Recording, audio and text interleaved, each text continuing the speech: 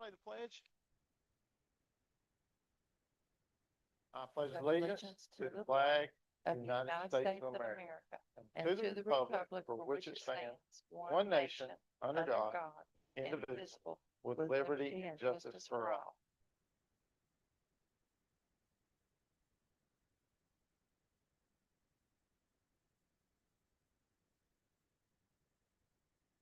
Thank you, thank you.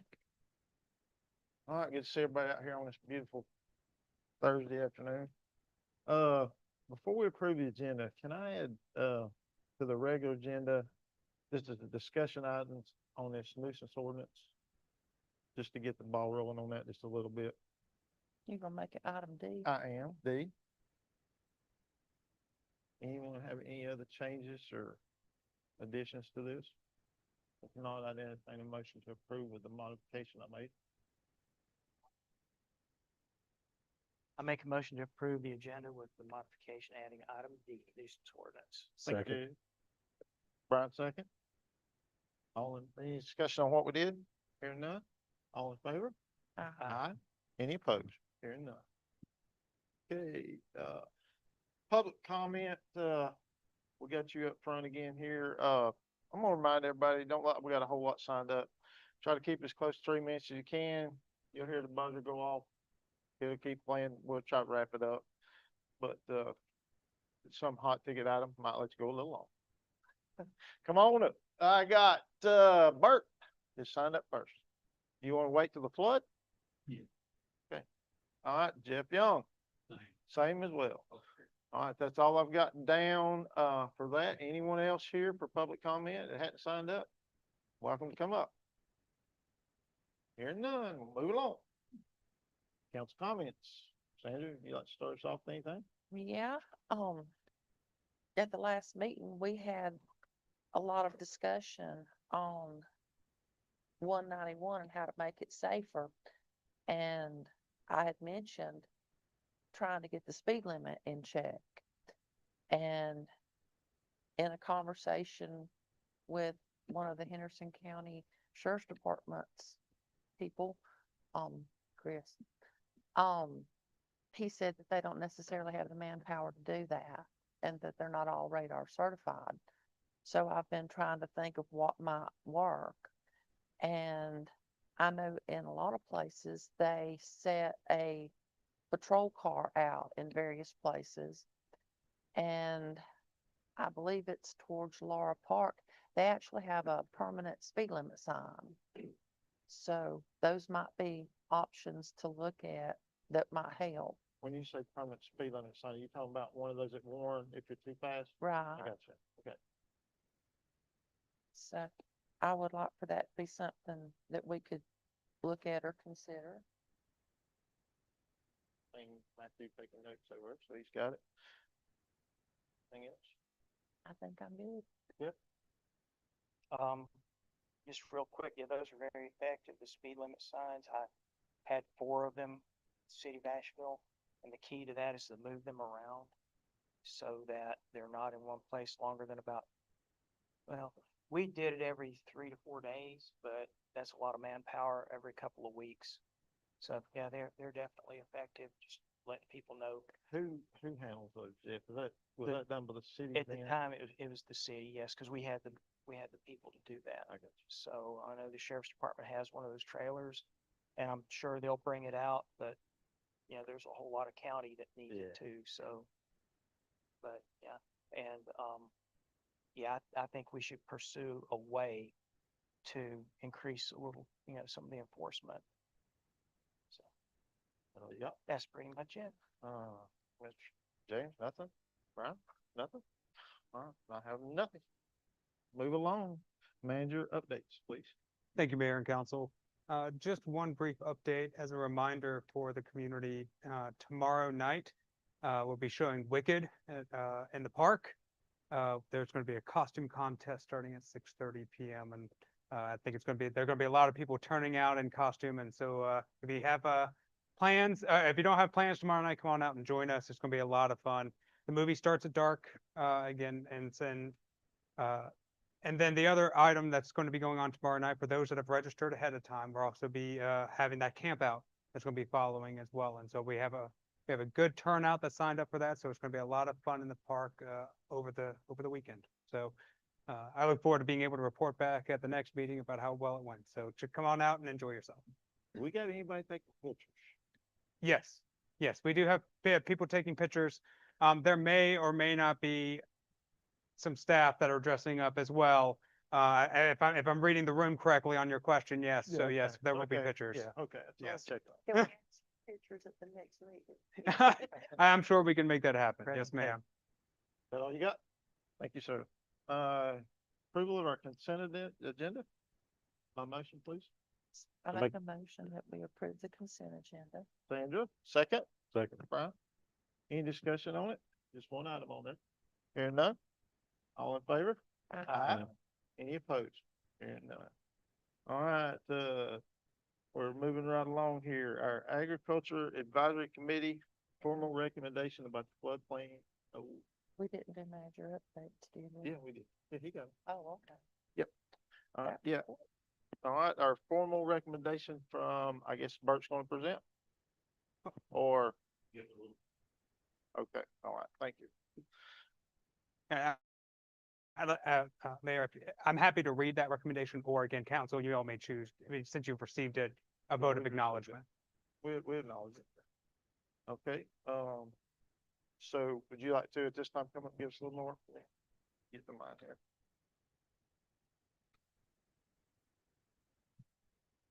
Good evening, Bart Lemkus, resident of Mills River, part of the Ag Advisory Committee. Looking at the proposed floodplain ordinance, even after we had our Ag Advisory Committee, I'm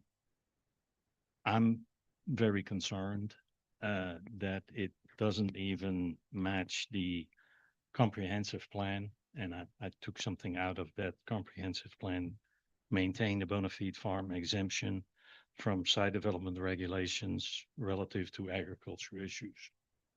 That's one thing that is really one of our goals.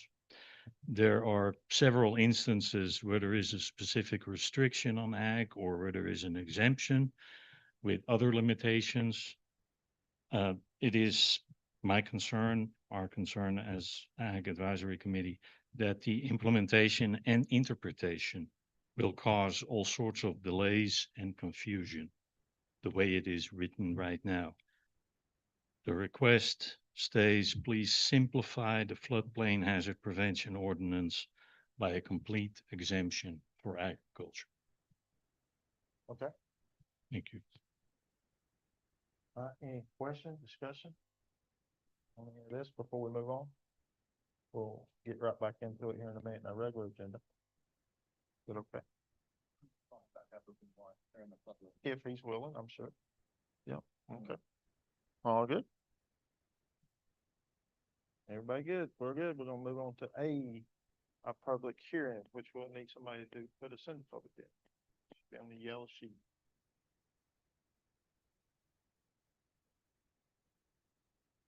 Don't everyone speak at once. I make a motion to enter into legislative public hearing for the floodplain hazard prevention ordinance. Thank you, Jeff. Second, please. Thank you, Brian. Any discussion on what we're doing here? Hearing none? All in favor? Aye. We're in public hearing. All right. So, I don't know if I got my other cheat sheet or not, but I'll try to wing it here. Oh, this one? Yep. This one, there it is. Yeah, thank you, thank you. Okay, all right, so. Any of us got a conflict of interest with any of this? Anybody got any major floodplain land or anything that change the value or way of living or anything about this? I've got a small portion of my land that I believe is in the 100-year floodplain. Very, Fine. very small portion. Oh, I can do that.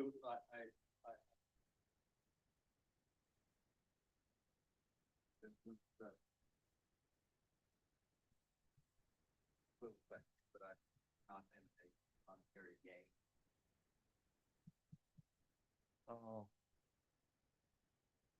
well, we need to, I think Sharon's here, we need to ask the question, what is and where is the cutoff on something like this? I mean, we got one's got a little bit, another one possibly has a little bit, and one that's got some. How do you handle that?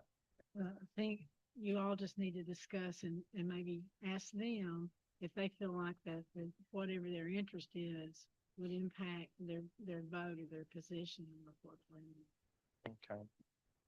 All right, so, y'all wanna talk through it? I know we talked through yours before. It's a very small piece. Very small probably piece. Down in the corner.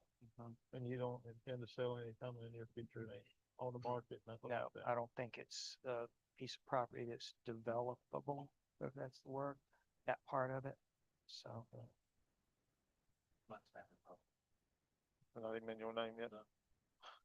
James, talk about yours a little bit.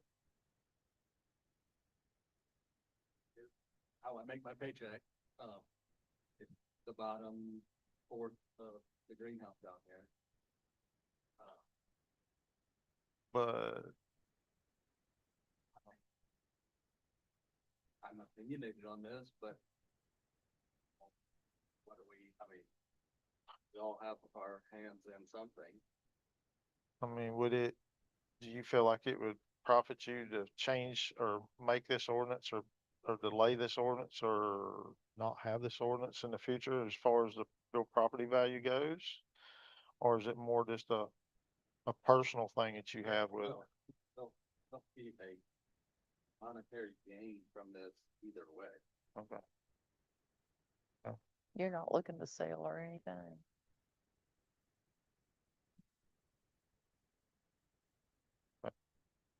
Is cow battle lost? Do you have a concern it would devalue your property or Yes, it already has. there's a prospect of it?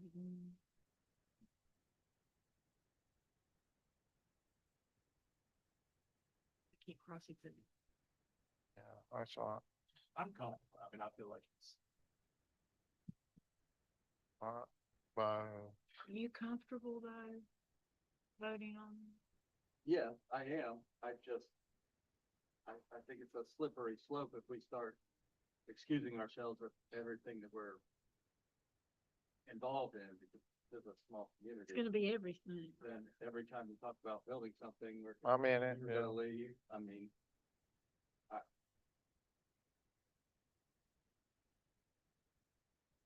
My, I'm fine with it. I mean, yeah, I'm not gonna sway. My decision's not gonna be swayed by business. By your personal interest. okay. So, So the process really contemplate the member stating what James has just said, and then the council deciding so that person isn't put in the position of having to make the decision. right. If you guys are comfortable with him voting, or if you wanna kick him out or whatever. I got you. So can we just do it by consensus? So. Okay, Me too. Me too. I'm fine with it. I got, all right. So we're good with it. All right, so we got that one. All right, so we'll ask staff to present. Before I begin with the PowerPoint, I just wanted to note that the public hearing was properly noticed with published notice in the Hendersonville Lightning, September 17th and the 24th. So the result of tonight's presentation is about, we've been talking about potential floodplain regulations in Mills River since Hurricane Helene, but specifically since the early part of 2025, since we've had folks from the state NFIP program out here. And basically the result of all those discussions and council input is what we're going through today. We've reviewed sections of the ordinance in detail in previous meetings. So my goal with tonight was to really simplify it and just overview the regulatory provisions in the ordinance council's asked for. And then if council wants to go through specific sections, like this provision for variances that we talked about previously, I'm happy to go through the language, but this is going to be more of a general overview.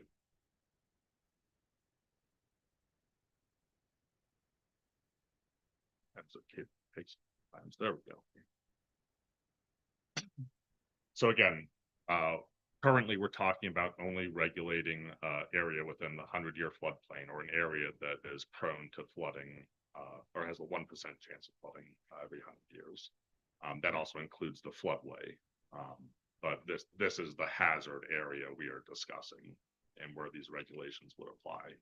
We reviewed this last time. Again, it's just an overview of council's direction and what our ordinance covers versus the FEMA National Flood Insurance Program model ordinance and what is included in those.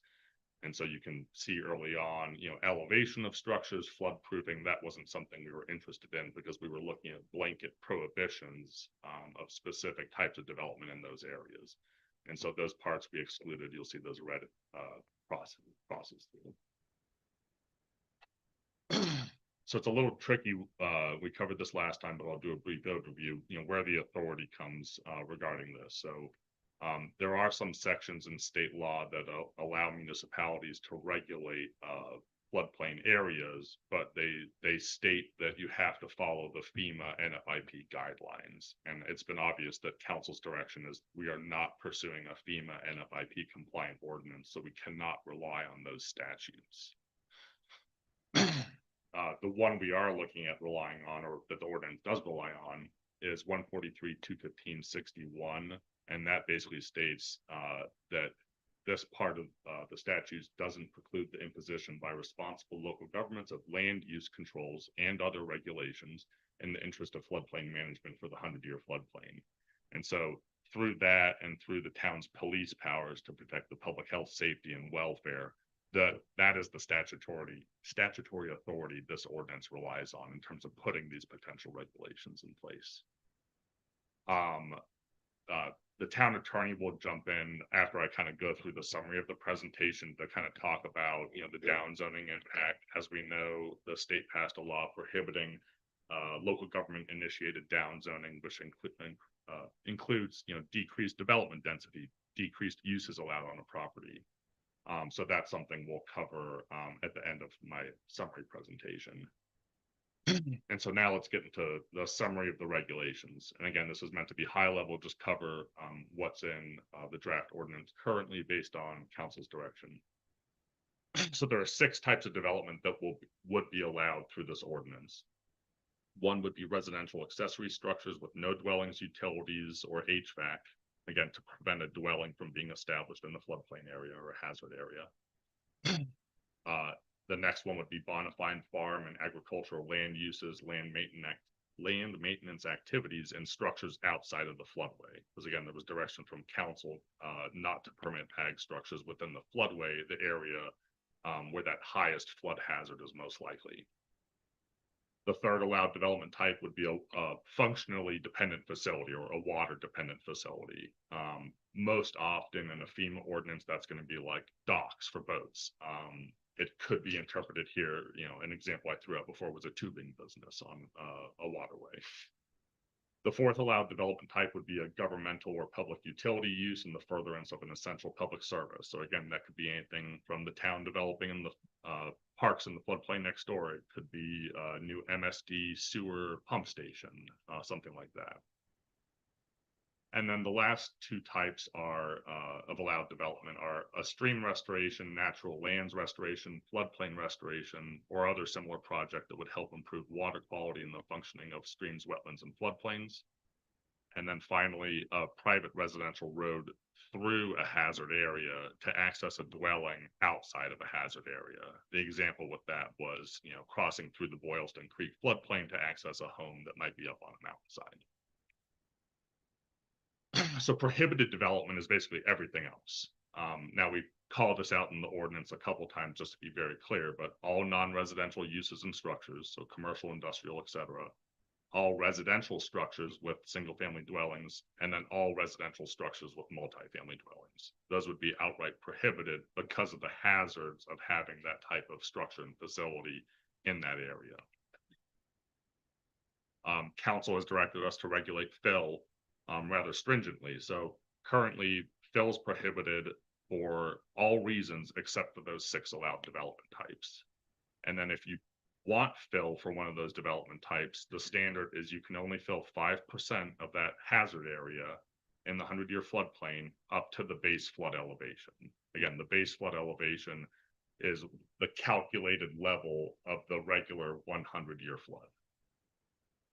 For any fill activity whatsoever, there's going to be a non-conversion agreement executed between the applicant, the town, and recorded with the Register of Deeds in the county that basically will protect from future owners, even if the property is subdivided in the future, from completing subsequent fill operations, which could be, a loophole in the ordinance. So if I filled 5% of the floodplain and then subdivided, wouldn't want a situation where someone bought that subdivided parcel and then because the PIN number changed, basically be allowed to fill 5% again. This is to protect against that. There are provisions in the ordinance for variances. I will just highlight, and we can go through the ordinance specifics later, but the variances are not allowed for uses that are prohibited. So you can't say, I want a variance to put a commercial business here. That's outright prohibited. These are just variances from the standards of the ordinance, and particularly here will cover fill. So you can seek a fill variance with the Board of Adjustment, which will be the Hazard Review Board. That's how it's called out in the ordinance. But you have to prove a number of standards that this fill is absolutely necessary and justified for that development type. There are hardship standards. You would have to submit a no-rise certification engineering analysis to prove that by filling the property beyond the base 5%, you're not going to create a hazards for others next to you or downstream by creating a rise in floodwaters potentially. And then the maximum limitation of that variance would be filling up to 15% of the hazard area or the floodplain up to 2 feet above the base flood elevation. So again, 2 feet above that regular 100-year flood water level.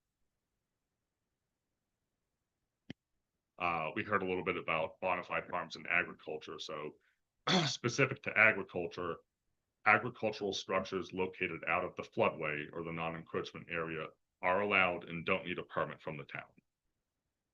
However, they are prohibited in the floodway itself, again, because of the high hazard of potential floodwaters in that area. Now, if an agricultural use wants to place fill to elevate a structure, because that is an actual development fill operation for development of a structure, they would have to abide by the fill standards of the ordinance. So we can ensure that by elevating a structure or placing some other fill, again, for a structure for some type of physical development, they are adhering to that 5% hazard area limitation, which again should be sufficient for a single structure. Now, council's direction in terms of land maintenance, ditch cleaning out, repairing stream banks was to take a hands-off approach, and that's what this ordinance does. So agricultural land maintenance activities are actually defined in the ordinance, and as long as they don't cause a measurable change in the topography of the land or the elevation of the land, and that's all allowed without permits, including repair of blown out stream banks, that is all allowed without any oversight from this ordinance. So that would be tilling, placing fertilizer or soil amendments, planting, cleaning out ditches, putting irrigation pipes and lines in. And again, like after Helene, repairing blown out stream banks. The key is that the elevation is not changing measurably. Well, I'm not going to go out there with a ruler and say, oh, well, change 2 inches. The idea is that there would be a large change, and that's what would require the fill permit. So once there's a large change with fill placed that's noticeable, that's where that fill permit requirement comes into place for ag. Yes, sir. On that, pre the flood or post the flood, like we're allowed to put it back to where it was the day before Helene came, or? Correct. So like the pre-storm event condition, I think is what it's called out. But how do we know that? We don't, because council's direction is to not require a permit, and staff can't verify anything unless there's a permit. I can't go out in the fields and measure all the stream banks. I'm saying from the opposite side of that, Got it. blew out half the Mhm. field and it's now 2 feet lower. And then it takes a year to put it back, and then you drive by and you're like, whoa, that's. Or maybe you ain't here and we changed hands. Yeah. And that guy looks and he's I like, mean- man, they looks like they're putting dirt back in that field. That'd probably be a recommendation for that farmer to, have a before and after picture. I mean, I don't have a good answer to that question. That's aerial imagery, so that would be hard with stream banks because a lot of times there's vegetation along them. With FEMA products, and their maps, there is LiDAR where lasers are basically measuring the elevation of the land. So I mean, that's a tool that can be used. But again, I wouldn't expect us to be relying on that data and that detail to look at, a 30-foot section of stream bank without a permit requirement. And again, with a small department and small staff, it'd be very difficult to stay on top of it at that level. Is the concern more about the flat portion of the special flood hazard area versus the stream bank? You've got to put the stream bank back, got to.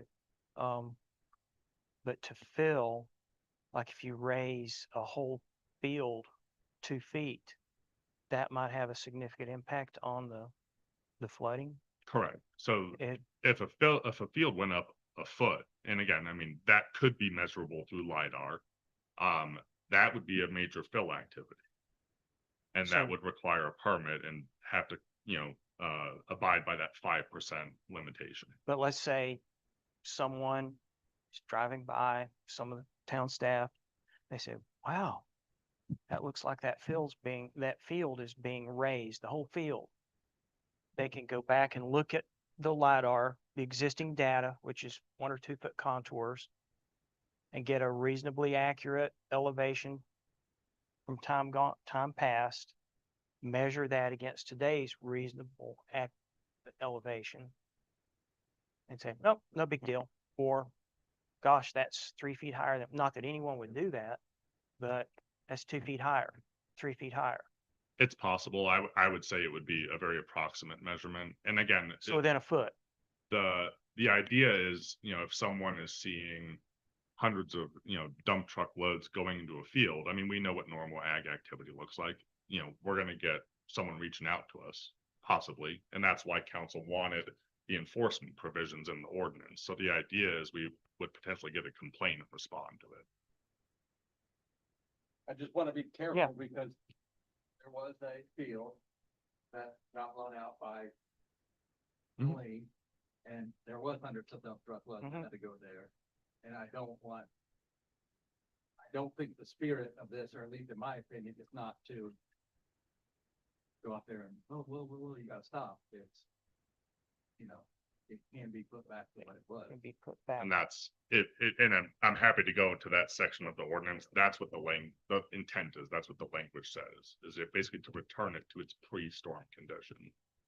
But again, without a permit, without requiring specific information, engineered data, I'm just gonna be honest, it's gonna be difficult for staff to make those interpretations. Especially if it's a field, back out in the South Hillsborough Valley.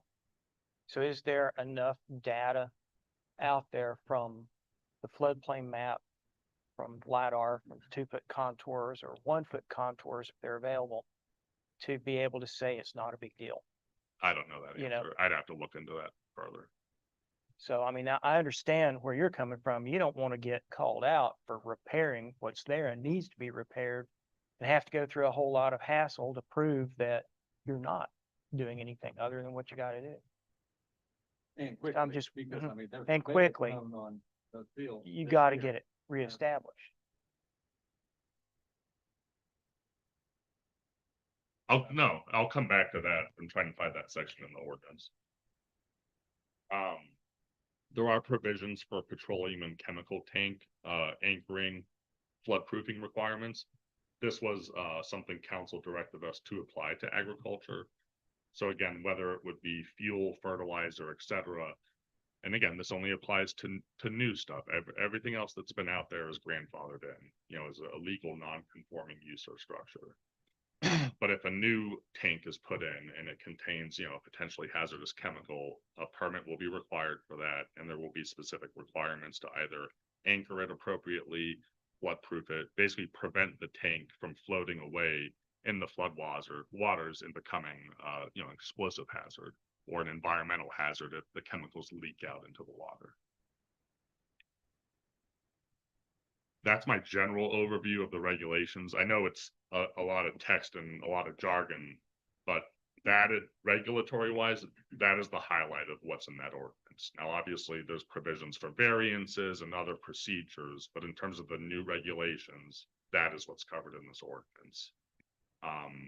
Before you use a quick timeline, and then I'm going to turn it to the town attorney. Obviously, tonight we're at the public hearing, October 2nd, and then obviously a reminder that October 8th is when the floodplain development moratorium expires. But I did want to turn it back to the town attorney to talk about down zoning and other legal implications. I guess I want to start a little more general than just talking about down zoning.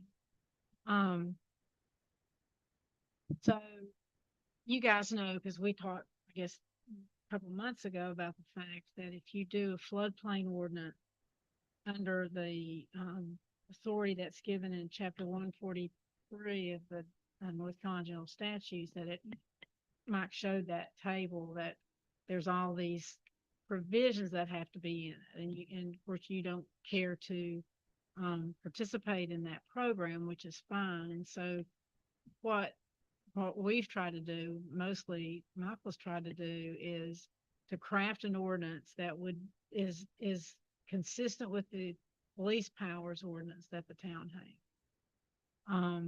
And the police powers are generally set out in 168-174, which it's very general that you may by ordinance prohibit, regulate, or abate acts, omissions, or conditions detrimental to the health, safety, or welfare of its citizens. And so when you do a land use order, it's fairly clear, both the provision in 143, chapter 143 that Michael told you about earlier, that the General Assembly intended to say you can do an ordinance that kind of looks like a floodplain ordinance as a land use ordinance, and it doesn't have to comply with these regulations. And it says or otherwise. And so that police powers is or otherwise. Now, would I like for that to say a land use ordinance or a police powers ordinance? Absolutely. So there's no explicit authority for an ordinance that regulates the use of land to be passed under the police powers authority. However, I understand your intent, and I may be completely wrong because y'all have had a whole bunch of meetings without me, but I understand your intent is kind of twofold. One is to protect everybody else that doesn't own that property from the hazards that would be posed if somebody did something in the flood hazard area, in the 100-year floodplain, built something, established something that in an emergency could pose a danger to other people. That's part of your intent. The other intent is obviously to protect people who might be on that property, might be enticed to come to that property, a bed and breakfast or whatever, who wouldn't know about the hazard during the 100-year floodplain. And so that is certainly a public safety issue that I think is certainly within your authority. It is not black and white. It's very, very gray, the authority to do this. And certainly years before there was explicit zoning authority, I'm talking even before I practiced law, so like in the dark ages, there were a lot of cases decided then about attempts to regulate land use under police powers. Those may not apply because now there's explicit authority to do that. So I'm analyzing this as purely a police powers ordinance. Being that, I do not believe it is subject to the prohibition against down zoning. And, somebody may take a different position. There, anybody in the town is gonna have the authority to challenge this order. And certainly there's room for an argument that it's not appropriate to do it as police powers, or that even though it's police powers, since it's affecting the use of land, that it has to comply with 160D. I personally would rather have the town side of, especially that second argument. But those are arguments that there's no guidance anywhere in the law for that. So I set aside downzoning for just a minute. I'll come back to that. As I said, this is your basis for doing this is much stronger if it's a land use regulation, if it's under 160D. I brought a bunch of the statutes in 160D, including the planning authority, that say you can plan to prevent flood. And so I think that makes it clear that not under 143, but under your land use regulation power, you can pass a purely land use ordinance that regulates what people can do in any kind of hazard area, including the floodplain. If that is part of your UDO, which as you know, has been exempted from the prohibition, then I don't believe you've got a downzoning issue. And so if this is going to evolve, and if it became necessary to make this a land use ordinance at some point, I would recommend it be included when you pass the UDO. So I kind of tried to anticipate questions. I kind of tried to look at what I would be concerned about and how I might attack this. And that's really, what Okay. Questions, discussion? I had some questions back when we were going through it, where it calls for an exemption for, government or public utilities. Public utilities, I understand, but governmental, the only thing I was thinking of during that would be would that be us building out the park here? Well, it could. It very much could. Do we want to exempt ourselves from that? I don't. Wow, so If I'm sad. gonna put it on everybody else, I'm gonna have to live with it myself. Right. So I wasn't crazy about that being in there. Any others, feel free to chime in on any of this, or, any other governments that might have need to do something in the And I town think- because this is just for essential service. but now, correct me if I'm wrong, Sharon, but I did have a discussion with DOT. And a lot of times, like if they're going through these places, they have to raise them up and get through. So that's one reason they would have wanted to see that in there, I guess. Yeah. Thinking about it. Does that make sense? Is DOT under utilities or is that governmental? I would have to Gov- ask.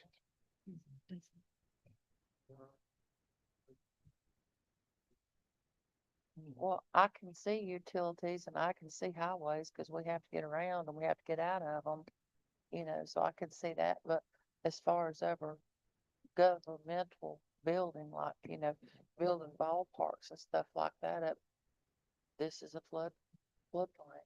Mhm. I mean, it slowed a lot of water down all the way up to 191.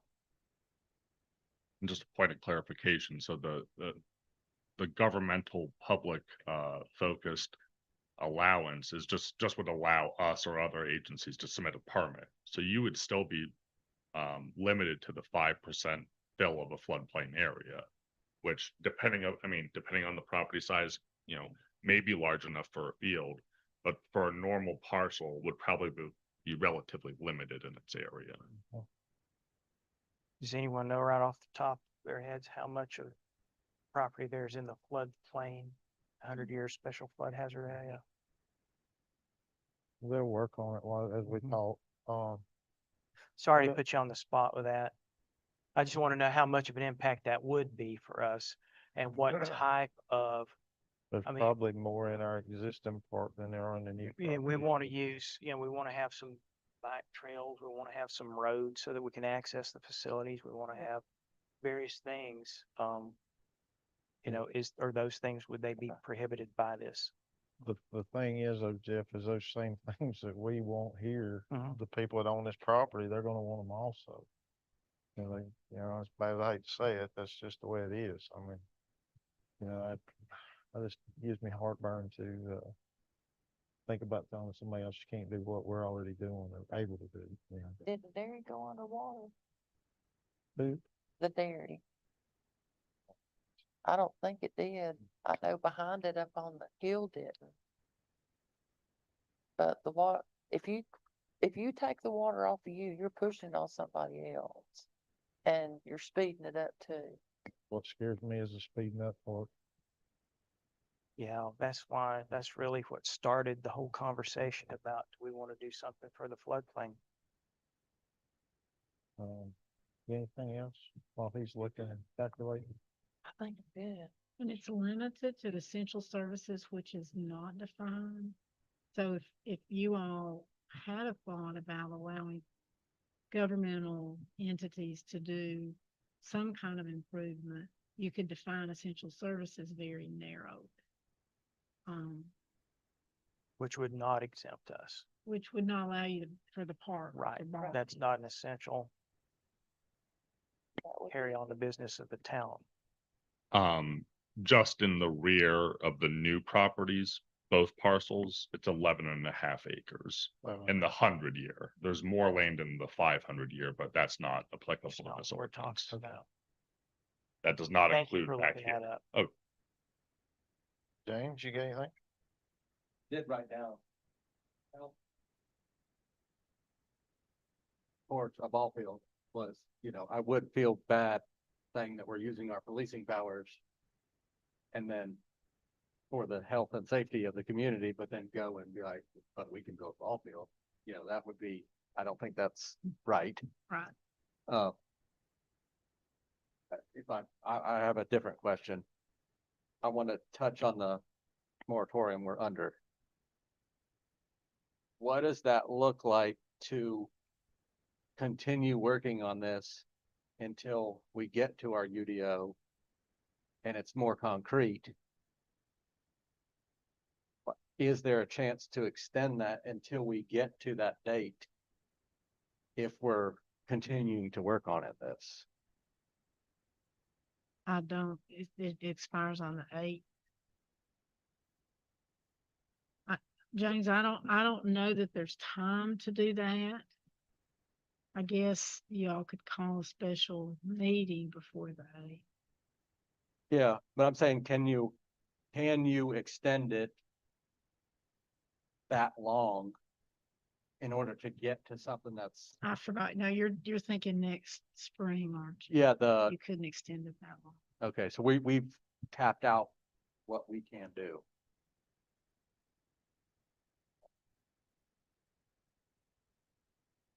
Oh, you That got, was my, Mr. Kimball? Yeah, good. Just for clarification, so the government use, going back to that, we can't, we just can't fill in for anything. In other words, if we have to still file a permit as a town. Correct. And it does say that it's for an essential public service, which I don't think parks, I don't think anybody can argue parks are an essential public service. And I don't want to speak for the parks director, but I think she would discourage placing, Right. built infrastructure like fields in floodplain areas as What I well. might see happening though is with this big track, they might have to gravity to a low part, but raise the pump up, but have a holding tank for the sewage to hold to be pumped out of. Well, that's a utility then. Okay, so that's good. Okay, that works. Okay, just thinking through it. So we would not exempt ourselves. Well, we're not exempted. We're not, no We're not. one, Yes. no one is suggesting Right. that the town exempt ourselves from any ordinance if it were to be passed, Except for essential service. except for essential, and service. that's essential. You gotta do it. Jeff, you got anything else? don't think I've got anything at this point. What I'd like to do now is, we have any property owners or any interested parties that would like to get up and speak on this? Feel free to raise your hand, come up one at a time, give us your name. We'll make it, come on up, Jeff.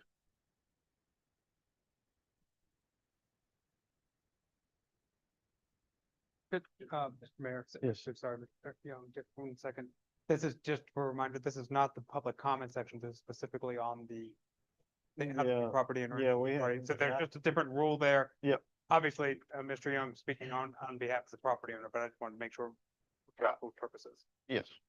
Then may I ask a question? Is this the appropriate time for me to speak regarding the ordinance, or is it more significant if I speak as part of the public input of the? I Public hearing. think, Sharon can weigh in on that, but I think I don't know that it weighs much difference in this setting. So I think you just feel to speak, being a property owner or public comment, I think it's gonna be weighed in the same on this. Okay. Well, good evening, Mayor Gantz and members of the council.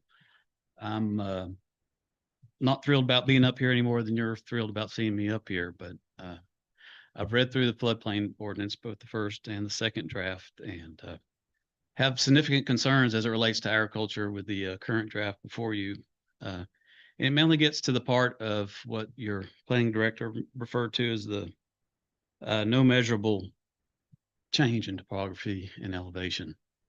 And our family farm has a lot of floodplain, more than that, or not more, but almost half of it is floodway. So we're accustomed to dealing with farming in the floodway, and what we consider land maintenance and what's described in here, land maintenance, is very much the same thing, but the subjective no measurable change is a very dangerous terminology. While I respect Mr. Malachek, I don't know he's going to be here in perpetuity as your planning director. And while he understands maybe what this council's intent is with this ordinance, that's not the way it reads. Measurable could be an inch, a fraction of an inch, could be a foot, could be 2 feet. We don't know. But as I'm talking about land maintenance, there was an instance just 5-6 years ago where we had flooding across the field. It was causing erosion when it happened during planting, when there was crop in the ground. We sought help from the Mills River Partnership. They designed and helped pay for a grassed waterway. It's 120 feet wide, and the deepest part in the middle, 2 feet deep. But I think under anybody's reasonable interpretation of no measurable change in topography or elevation, that would not, I mean, that would throw us in the same pot as trying to put an apartment building in the floodway.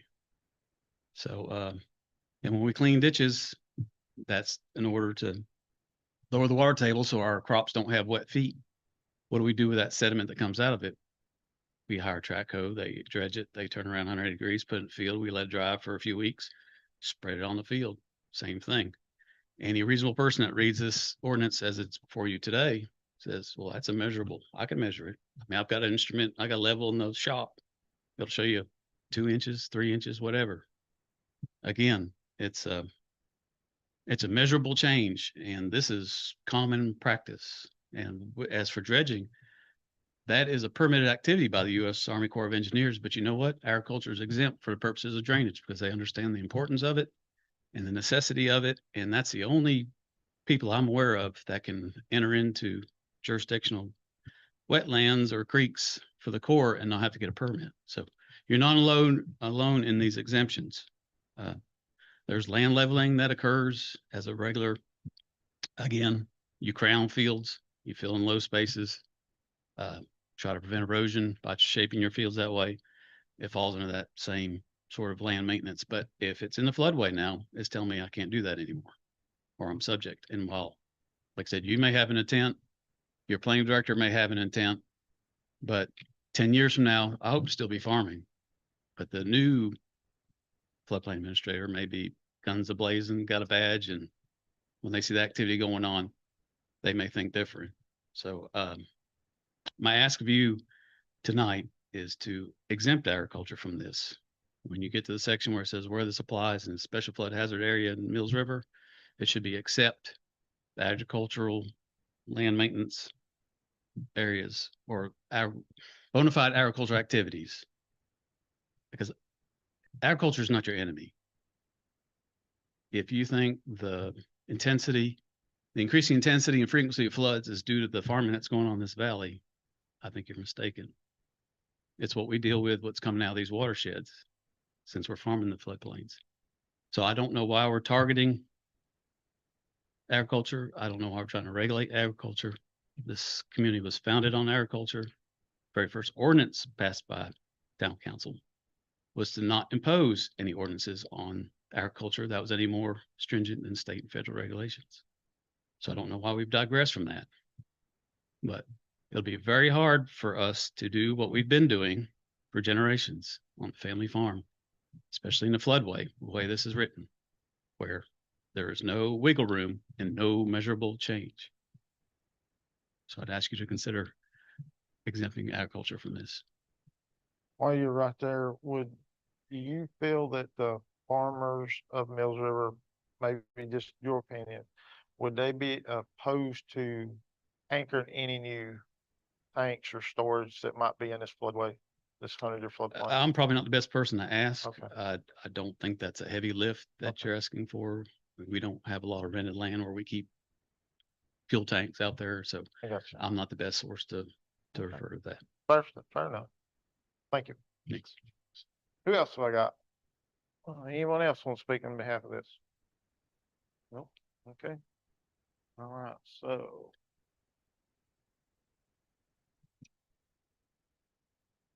All right, we go to public comment. Any public comment, just in general, anybody that just lives in Mills River, surrounding areas that want to get up and comment on this? There's none. I guess we need to, do we close the public hearing before we do our own discussion or do we like discussion? All right, amongst ourselves, where are we at with this? And problem statement, everything that, has discussion generally has a problem statement that's discussed, and then the decisions are made to solve the problem. And I don't think the problem ever was agriculture. No, that's a great resource that we're very blessed to have. We need to protect that. Was the problem statement, was our intent to protect the floodplain? I mean, to make sure that the floodplain we got now stays floodplain? Was that pretty much, we don't want development in the floodplain. We don't want a hotel in the floodplain. We don't want something going in that causes a rise in the water, which then backs up. And just like you said, it goes back on somebody. I don't think, me personally, was ever an intent to hurt agricultural operations. I think my idea was to find something that protect that. And I applaud Mr. Malachek. You've done great work. I understand what you're going from. Mr. Young, I appreciate your comments. I've always appreciated your professionalism and the way that I totally agree. I think the intent of the measurable topography change was that it gets taller. I don't think anyone's upset if you dig a ditch in the floodplain. If that helps water flow, I think that's pretty good. I think it's the creating a rise would be something to be concerned about. But I see you've got things you got to do to the fields to keep them as usable fields. I think that it's the land that's not being used for agriculture that we're concerned about.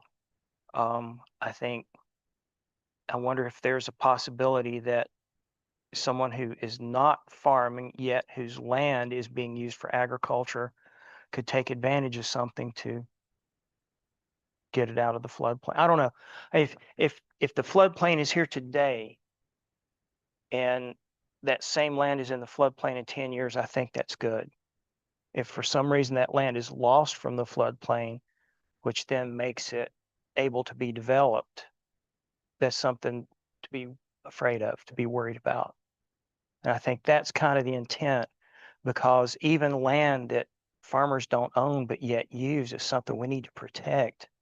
So that's there as a resource. Mr. Davis put it, very clearly, and, it meant a lot to me that shapes land that he doesn't necessarily own, but yet he's able to farm and to protect that land.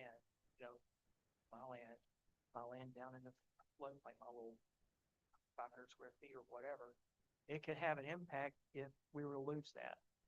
Someday my kids decide to sell or something, or the bank takes it, they decide to sell or something, then that land becomes different because it's no longer floodplain. And, who's to know? I really think that the intent needs to be to protect that and to protect that land for farming. How do we do that? That we can all, come to agreement that's reasonable all the way around. That's my thoughts. What the problem statement was, protect the floodplain. How? Well, the only way we can do it is to have an ordinance. And then we as a council felt strongly enough about it. Well, let's get a moratorium in now while we can work on it. And that's where we're coming from. It's certainly not to hurt agriculture. For others? That's all I got. I think I've filibustered enough there, but I won't try to sit up. I appreciate farming. There's been many generational farmers and new farmers coming into the community, and I hope we can always do all we can to support them. I've lived here for 62 years. The fields have always flooded. And if you backfill, and I've seen backfill go on, all you're doing is pushing the water off you onto somebody else. And that's not fair. In the floods in my lifetime here, the fields flood. They usually go down in a week or so if it's a bad flood, but it slows water down and saves our neighbors. So I do feel that a floodplain ordinance is needed. And I hope that we can be good neighbors to our people downstream as our people upstream are good neighbors to us. James?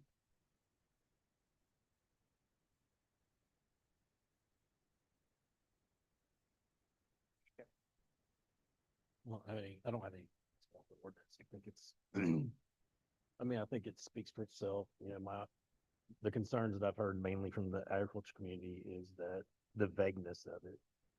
But the opposing side of that is NFIP requires no rise certification, which is exact.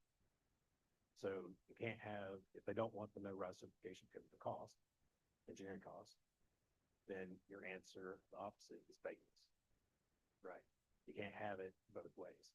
So if they want it to be exact, then it has to be done by no rise certification.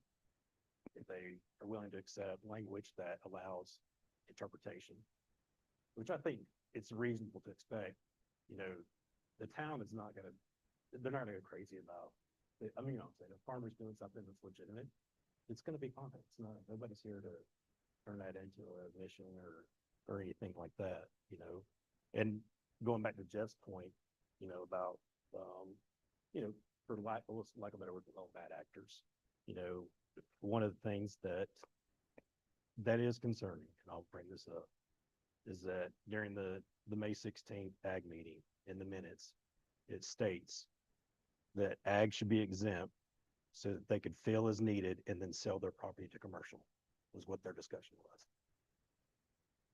And that's in the minutes. So I just want to bring that up. So I want to say that,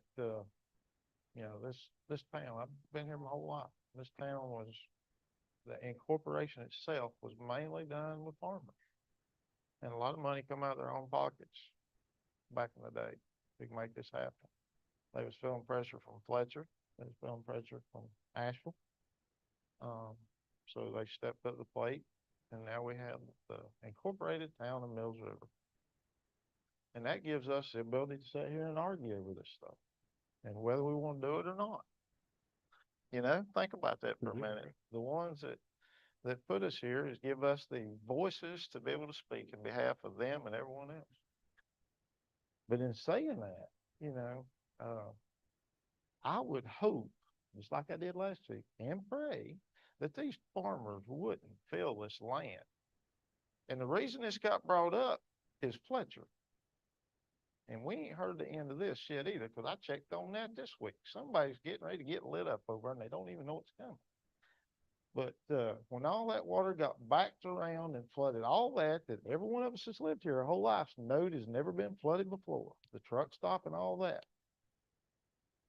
Well, the Mud Creek backed around there, and we all know why. Anybody lives here, got any eyes, common sense, see what happened. But it did. And, you know, there's people looking into that and find out if the proper permits is pulled and if everything is on the up and up on that deal. So we shall see. But I don't want the town of Mills River to get into that. But I am for, just like I was last week, these farmers, you know. And I know it's hard enough for y'all to make it. And this town was formed on the exemption of farm. Our forefathers, and when I say forefathers, it ain't like we're going back 200 years. We're just going back 20-something years. Yeah, it just barely over 20.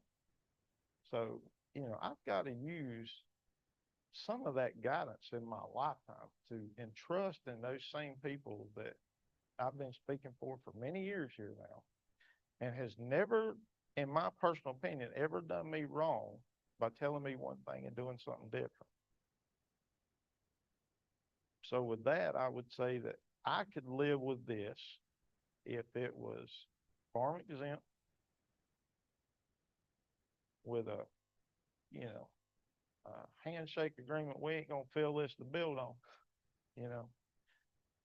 And I personally like to see something in there. If you put in some new tanks and stuff, even though you're exempt, these things need to be anchored. We don't want them going down in the Mills River Village, hitting these houses. We don't want chemicals all up and down in this drinking water. We're supplying water for us, Hendersonville, Asheville. We don't want that stuff in there. Enough of it gets in there the best we can do, not by anybody's fault. But if we can protect that, let's try to do that. But that's where my stance is on this. But we need something, guys. We need something just to protect our residents from residential, if nothing else. I'll be blunt. If that's what it takes, I'm for it because I think we need something. I think there's more to talk about going forward, but we can change it, right? Isn't that the beauty of, you know, I just, yeah, we need something on the books. We look like fools without it. It's just, and I get it, and I do. I'm on record. I'm with Brian about that.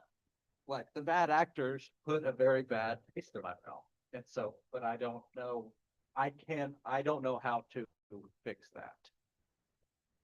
Yeah. And I agree with Jay. I mean, I think we've got, you know, Mike has obviously put a lot of work into it. We as a council put a lot of work into it, sure, over the last 9 months. So I think that what we've got before us is a good start.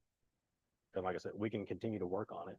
And by the time we get around to UDO, then when it gets rolled into that, we're gonna have the changes that we want. Yeah. I'm comfortable with the way it's written. Anyone got anything else? No, I'm need a motion. If we're done with the discussion part, everybody said their piece, then ready to move on. I need Yours, I don't want to lose this Okay. vote, so I'm trying to clarify it beforehand.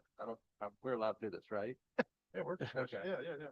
We ain't You nobody are- made a. You are suggesting this and then just put on there exempt ag. And we will, At this point, I am. and we will just continue the conversation as needed, but at least this gets something on the books until the UDO. I'm not for that. I'm for the way it's written. I'm not for a blanket exemption from the standpoint that if it's a blanket exemption, I can go down there and I can say that it's ag purposes because we don't define that. And I can fill it in and do what I want to for the next couple months. Because I know now that I'm on borrowed time till the UDO down. So that's why I'm not for the ag. I mean, they haven't been able to, how long we've been in a moratorium for 9 months, or they haven't been able to do it for the last, and I haven't seen anybody down there jumping up and down. The moratorium was not ag, right? I think it was Or was any it field. anything? It was any field. It was any field, so they weren't exempt from it. So I mean, it wasn't like any farms went out of business in the last 8 months. Are we too late into this to make that exemption? We, We it's don't not gonna be believe next it's week, gonna we're be- not coming back for 3 weeks, right? It'll be 3 weeks, so there would be a 3-week period or 2-week period, basically, with no moratorium and no ordinance. And So, okay, go ahead. unless council wished to set a special meeting. So if council wished to set a special meeting, staff could make that change in the language as council desires and then represent it early next week. And do we need to look at the language in there about the government backfill and buildings? Or is that gonna be up to the zoning administrator's discretion? Is it set in stone, or is it up to discretion of whoever is in the position if Mike's not here? Is The- the The government, measurable change in topography, is that it, measurable change in topography? she's talking about the governmental part of it. Exemption. What would be the essential use only item, I think that's what. It says allowed development in the FCA, and it's the exemption, and it says a governmental or public utility in the furnished an essential public service. Have to wait on. It's- for that. I just think the best way for you all to address that, if you're gonna have a special meeting to consider an ordinance with the agriculture exemption with that language in it, to define essential for that purpose. What is an essential service? Okay, Is there a off-the-shelf definition of that?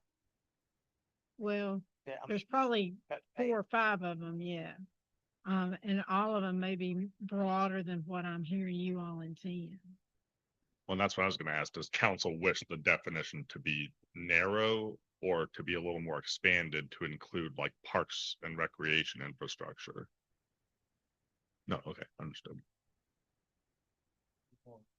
What pattern, understood. I think, what I was looking at. and you're saying the agricultural exemption does not include the tanks, that wording about tanks. I'm just swayed on in my opinion, and I'm just one person here, guys. But when I took that oath, not only did I take that oath that the state and the federal requirement that, but when I take this on, it's always been that ag was gonna be exempt from military. Now, I'm smart enough to know one of these days it may not be, but I personally take that as an oath. I just don't know how else to say it. It's just the way it's always been. there may be a state law somewhere about, fuel tanks and chemical tanks. I'm sure they are, and I don't know who looks over that, I mean. I'm sure there's something for sure that does, but I would even like to see all the old things if it's possible, but that's their business, that's still their business. Give them the grace of do it for the sake of others if you would, but I'm not gonna tell you got to do it. Yeah, I just want to clarify that. That's just I'm, where I'm not at. pushing for that. Yeah, that's just where I'm at. I mean, I think personally that the farmers are gonna take care of their own property. And that's probably a very expensive thing to have, and you're gonna wanna make sure it doesn't float off every time it floods. So that doesn't concern me really. Amount. So, any other discussion? The exemption for ag in Mills River was that we didn't do anything stricter federal or state guidelines. Is that right? To me, it was just straight across the board, ag exempt. It's the way, I mean, cause the state and the feds allow a lot. I mean, a lot, I mean, I don't even know that any of these restrictions we're putting on them, I'm sure they've looked at them. I wouldn't be smart enough to look at them and make sure we hadn't crossed any of those lines. Well, I don't think, I mean, NFIP is a federal program and it's much stricter than what we're doing. So I think we're not restricting ag any worse than state and federal guidelines. We're being more lenient than anybody would be. And I'll be honest with you, I'm just trying to avoid any future situation, much of which I brought on myself last weekend to the crowd and the people, by leaving these vague, what is this? Is this this? Is this a nuisance? Is this, did you raise that up? You took this dirt out of this ditch, but it looks like you've raised this here. Mr. Malchuk, he's got the utmost common sense of any zoning enforcement guy or administrator been around. But I can't, as the mayor of this town and as a council member, know that he's gonna be here for how long. And I'm just trying to clean it up the best I can so we don't have these future arguments about what, man, I wish y'all would have got that tighter back in the day. I agree. I mean, I agree. That's the only thing I'm worried No, about. I agree with you. I just think that the only answer to that is a certified from the surveyor. No, no, You know what I'm saying? and that's expensive. Well, 'cause that's we're what we're talking trying about to much avoid. of acres. Right, that's Yeah. what we're trying to avoid. Yeah. So it's either you do it the NFIP way, which is with the certified, which is expensive, which we don't want, or you have general terminology. And I would assume, Mr. Malchuk, if it was in question, would the town be responsible for certifying it had raised? Or is it gonna be the farmer? What's that? Well, we had kind of a little quiet discussion about who would have the burden, so to speak, of proving it was measurable, and that would be the town. So if there was a need to enforce something and you needed to prove that something had been measurable, then that's gonna be your expense. And the other option, just to go off on that a little more, is, there is the option, since we were talking about definitions, is to define what a measurable increase is. But council needs to give staff direction on what that is. 6 inches, a foot and a half. And then again, we would still have the burden of proof of proving Are that. we talking about the overall gist of this whole thing? We would be, right? Yes. Not just. Because we're talking about agricultural land maintenance, yes. Oh, we could specifically say that, we could clarify that in a window. Because non-agricultural uses are gonna have to get a permit. If they're allowed. The, Permit will say what they can do in the floodplain. Well, they'll have to get the surveys. So it's only agricultural uses that would be affected by the agri. Well, I think we might need to ask for clarification. We've actually went past this. We're actually backing back up in our public hearing, but I guess that's okay. We're going back to ask our questions, but so is the residential people, if they're wanting to build 5% of their acreage, do they have to certify that with you when they apply for the permit? yes, as long as it's not a dwelling, because that's not permitted. Okay. So we know that now. But the farm would be exempt from that. Correct. The only permit requirements applicable to bona fide farms, I believe I said, was if it's a fill activity for development purposes, which could include raising an agricultural structure, Like a spray shed or something, get it out Correct. of the floodplain. if they want it elevated through land elevation. And then the second one, I'm blanking.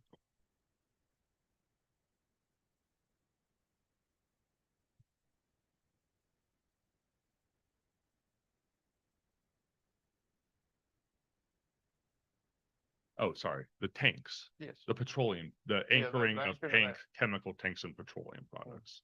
Those are the only two where a permit would be required. So staff can verify those requirements have been met.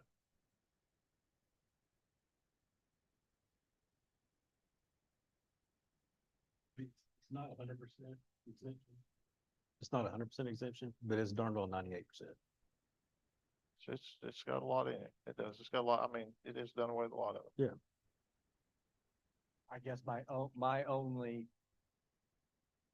concern for ag on the 2% that's left is what was done at the fields behind Ingles after Helene.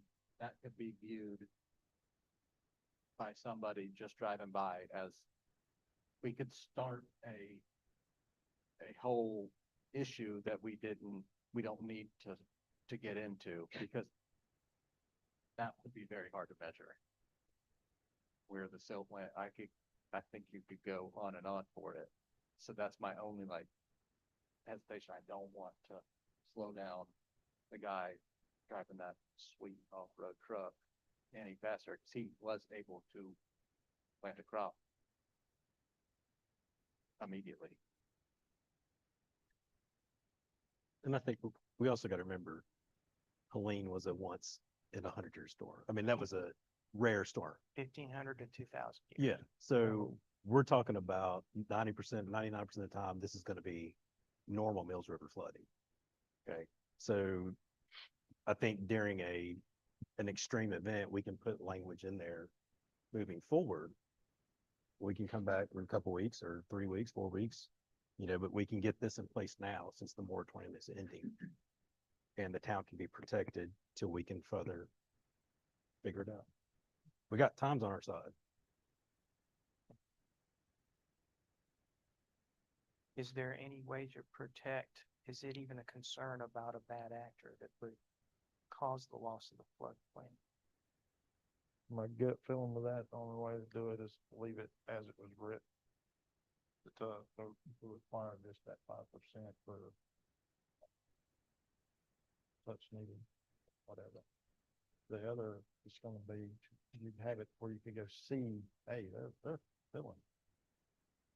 Stop it that way. But, Is there a way, would it alleviate some concerns if it said that the change in the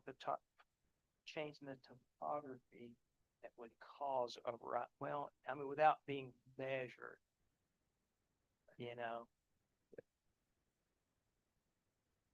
some of this is a trust thing. yeah, It's a trust thing. and it's not the farmers that I trust them. That's your livelihood. You're not gonna leave your land. It Yeah. gives me heartburn to Maybe. hear, but it does give me heartburn to hear what they said in a meeting of theirs. I wouldn't be standing here at the plate talking in behalf of them if that was the case. If that was the actual plan, I couldn't see this farmland being used in that fashion. Well, if it's someone who is not a farmer but yet owns the land and then suddenly realizes I've got a way to get that land out of the floodplain and make it valuable, then farmer loses it. But they gotta work with farmer to do that, because then they're not farming it anymore. I'm thinking that. Does it say agricultural land or Certified agricultural? Farm and agricultural development, redevelopment, and land management. So it's gotta be farming. What I think of this farming activity. But a bona fide, I think by state definition, to be a bona fide farm, if your present use value, then you are considered a bona fide farm. So therefore, if that's on the property owner. But I think that's defined here. I saw in the nuisance ordinance a definition, reading through that says that farmland, bona fide farm is used for the growing of crops or maintaining of animals, and it says in beekeeping. And, I don't know, I just want to feel comfortable that someone who's out to get one over on us and get their land out of it and cause the farmers to lose access to that land can't just go do it. One red flag for that is if a person owns farmland or they're leasing farmland, usually it is, taxed as farmland. And when it goes to commercial or residential, it changes tax status. That's a flag that comes up to the municipalities. But if And it's then they- already built by then, I mean, that's probably an annual thing you might be able to catch on a. but not, it's and written not up all by land, looking for I it. mean, here's a question, is my land considered farmland because someone's cutting hay off of it and I've got bees? that would be farmland. Well, So so there's acreage it's not requirements taxed. and Is stuff, there, but is there an acreage limitation? There is. And so, I mean, I'm even thinking of the small pieces of property that could be lost. I don't want that to be lost. I want that to be there. Your definition specifically excludes from the exemption, that's kind of a double negative. Use of a farm property for non-farm purposes. So whatever the activities are that are gonna be excluded under here have to be clearly for agriculture purposes. Okay, that's good. See, that makes me feel better. Not only that, but if somebody's filling it for development, they're gonna use a different dirt than they are for home. I mean, It's it's a gonna big red flag. You're gonna see it. As it comes out of the back of the truck, you know. And if I may, Mayor, Council, just a couple of questions as well, just I think to help guide the discussion as well. The, for fill operations, Mr. Melichek, can you walk us through the, it's my understanding that, again, it would have to be, again, if it's measurable, one, the burden of that measurability, that measurable change is on the town to make that, to prove that, first and foremost. And second of all, it's, what would happen, let's just say, there's a belief that there's a measurable change and the, property owner feels that that's incorrect. What would be the, what would be the process in which they would have to go through if they disagreed with that? And then the last thing I'll just say is that also on a slightly separate note, my understanding is that the intention of this also, as our town attorney had mentioned earlier, is that we do have that UDO process as well with the land use side. So right now, we're obviously talking through the policing powers. But then also it's my understanding that there's going to be continued conversation, at least from the UDO land use side, as we work through this process over the next, coming 7, 8, 9 months as well. So so there are a couple of different processes going on right now. I just wanted to remind council of that. But for my first question, Mr. Melichek, can you help provide guidance? Yeah, so and the town attorney made a comment on this, just on measurable itself. If measurable is a less desirable term, we can pick another one like significant. But again, that word is still going to be up to staff's interpretation, which isn't going to be tied to a specific number. But I do hear Mr. Young's point that anything's measurable. So significant could establish a higher burden of proof for the town to prove, to basically potentially issue a violation against that property owner. And so the second thing the town manager mentioned was basically how, if staff makes a determination that something may be going on in an ag field that's against the ordinance, that's where we would, go through an enforcement process where a letter would be sent to the property owner, and that's how they would be notified. Now, with any violation, there is an opportunity for appeal because staff isn't perfect, especially if an ordinance has gray area. That appeals process exists, so that landowner can basically present evidence to the contrary, and that violation would basically be dismissed. But that is the process as it could play out. And again, I know we're talking about code enforcement later, and I know I may not be around here forever, but we take a very community focused approach. And so if, we send a letter to someone, they engage with us and we just have a meeting, we could resolve it right then. But formally, the appeals process through the Board of Adjustment is how those things could be resolved if staff is making an incorrect determination. Lastly, with the UDO, the town manager and what the town attorney said previously is correct. We are allowed to downzone through this unified development ordinance. And so our intent so far in working with the consultants is that there will be a floodplain overlay district. And that district will have land use regulations attached to it. And so far, our intent is to base it off whatever council adopts or directs us, whatever direction staff gets. But that is the intent, is that these regulations would be folded into the UDO and would be legally adopted land use regulations for 100-year floodplain areas. What you said. So you mentioned the variance hearing. If you actually came to the variance hearing though, or to the appeal hearing for the enforcement, the proof of burden is actually not going to be on the, it's going to be on the town, because we're going to have to prove, so we're going to have to go get a certification before we even get to the hearing. I mean, if you're going to have to prove that it was a measurable change, you're actually going to have to get LiDAR or something done, some kind of survey as evidence to prove that this person did this. That's correct. I mean, technically to issue a violation, we would need that, because Correct. even if we get a nuisance complaint, we don't just send a letter. We need to verify that it's actually a violation of town codes. And again, with gray area built into the ordinance, and, needing specific data like that, we would need something like that to back us up. But again, that doesn't prevent us that if we see hundreds of dump trucks, going into a property, that doesn't prevent us from reaching out. And this ordinance has very clear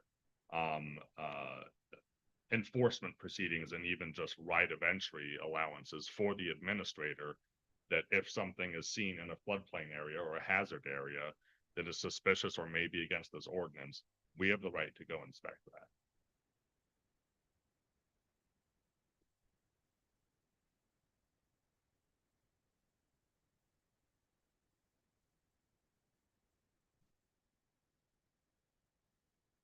We don't pass it tonight. We ask you to go and ask staff, go and put a blanket, exemption for agriculture.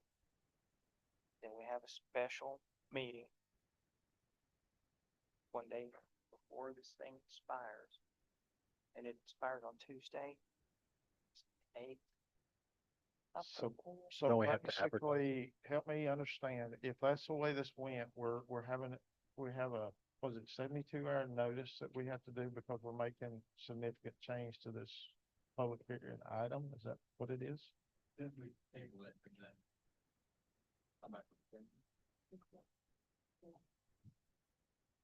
But, but if we recess the hearing and we still come back with what would be considered significant change, do we still have to post another public hearing with, that's what my fear is here. If you make significant changes, you would need to post another notice. Right. Nothing that I've heard tonight, I believe would really be a significant change. Okay. Okay. I may have misunderstood, but I No, don't, like if we, for some reason it went bona fide farm exempt, would that not be, you feel like that's just not really a significant change? I don't think, I mean, I think since there's so little regulation of agricultural activities and this is written, I don't believe that would be. Okay. Well, there's the answer to that, but it is an option either way. So if we don't pass it tonight, we can have a special meeting, have the exemption put in, and then consider it again, okay? We'll discuss that when we get to the motion part of it, if we get that far. Either, you know what I'm saying? I'd rather us get to a motion that's guiding us that way before we make, but that we do know how it would work. Any more discussion, any question? Big, it's big for the town of Mills River. This is a big thing. I want it to work for everybody, but I just want to protect as many as I can also. And you said we don't need we do or don't need a definition of governmental. I thought we talked about a definition of what was an essential service. Essential service. Essential, so, okay. It's essential service. be the Right. key hit there. So I would just ask when council gets to that point, if you'll just give staff that direction to update that definition and the potential ag exemption. Okay. Anyway, got you, Don. So, with that, I need, we're good, make a motion to come out of public hearing. Make a Are you, motion oh, wait, to come- may I ask, I thought you were gonna recess the public hearing rather than close. Well, okay, well, let me ask this, so I think I've got potentially a motion or two that would be made tonight. Now, can we, because if we close it though, we can't recess it, right? Once we close it, it's closed. So I think, am I thinking correct? Now, I'm speaking in behalf of council here, or now that we know there's no, if it's, this stuff here would be not considered a significant change that would need to be a total rewrite and brought back to us. Does this council feel like they can make a motion one way or the other tonight? I think Or do y'all feel like y'all wanna have it recessed and look at it again another day next week? I think if she's saying it's not a significant change for the level of ag exemption and for the, definition, then there's no point in Well, Recess. may I clarify? So I think if you're gonna change the language, even if it's insignificant, you need to have the opportunity for further public input and for conversation and you to question staff. Okay. You would do that in the public hearing. Okay. So you could recess that and go back into your regular session, and then you can instruct staff. Perfect. That, That makes that's what I sense. would suggest. That makes perfect sense. Can I ask a May I question? ask one point of clarification? If there is a recess requested, would the time, date and time be needed as a part of the motion at that time? Mhm. Okay, just confirm. And we'll have to have some guidance from you or the clerk as to how far out we can push this to have legal notice of this public hearing. But if I can put this into simple Oh, terms, I I can forgot that. understand. So, and I'm sorry, if we cannot just pencil in tonight, agriculture totally exempt. We can't just pencil in tonight what an essential use is and then pass that, because the public who weren't able to come tonight may want to come to discuss that. So we have to legally, we have to give them that opportunity. So that's why we can't just pencil it in tonight, like we can in the planning board. You know, we can make changes on the fly, but this isn't a planning board. This is legislative. And I would really, really discourage you from sitting here tonight and crafting that language and then passing it. Yeah. Unless you've got a long time to be here. That's a bad idea. my I just question want to make sure is- everyone knows why we can't decide on this tonight and put that in. What's our legal obligations if we recess this? We as a council are not allowed to talk or discuss this, correct? Like No. outside of It- this. No, it's just, This is legislative. This yeah, is not. it's Okay. not a judgment. We can Yeah, talk okay, about it. yeah.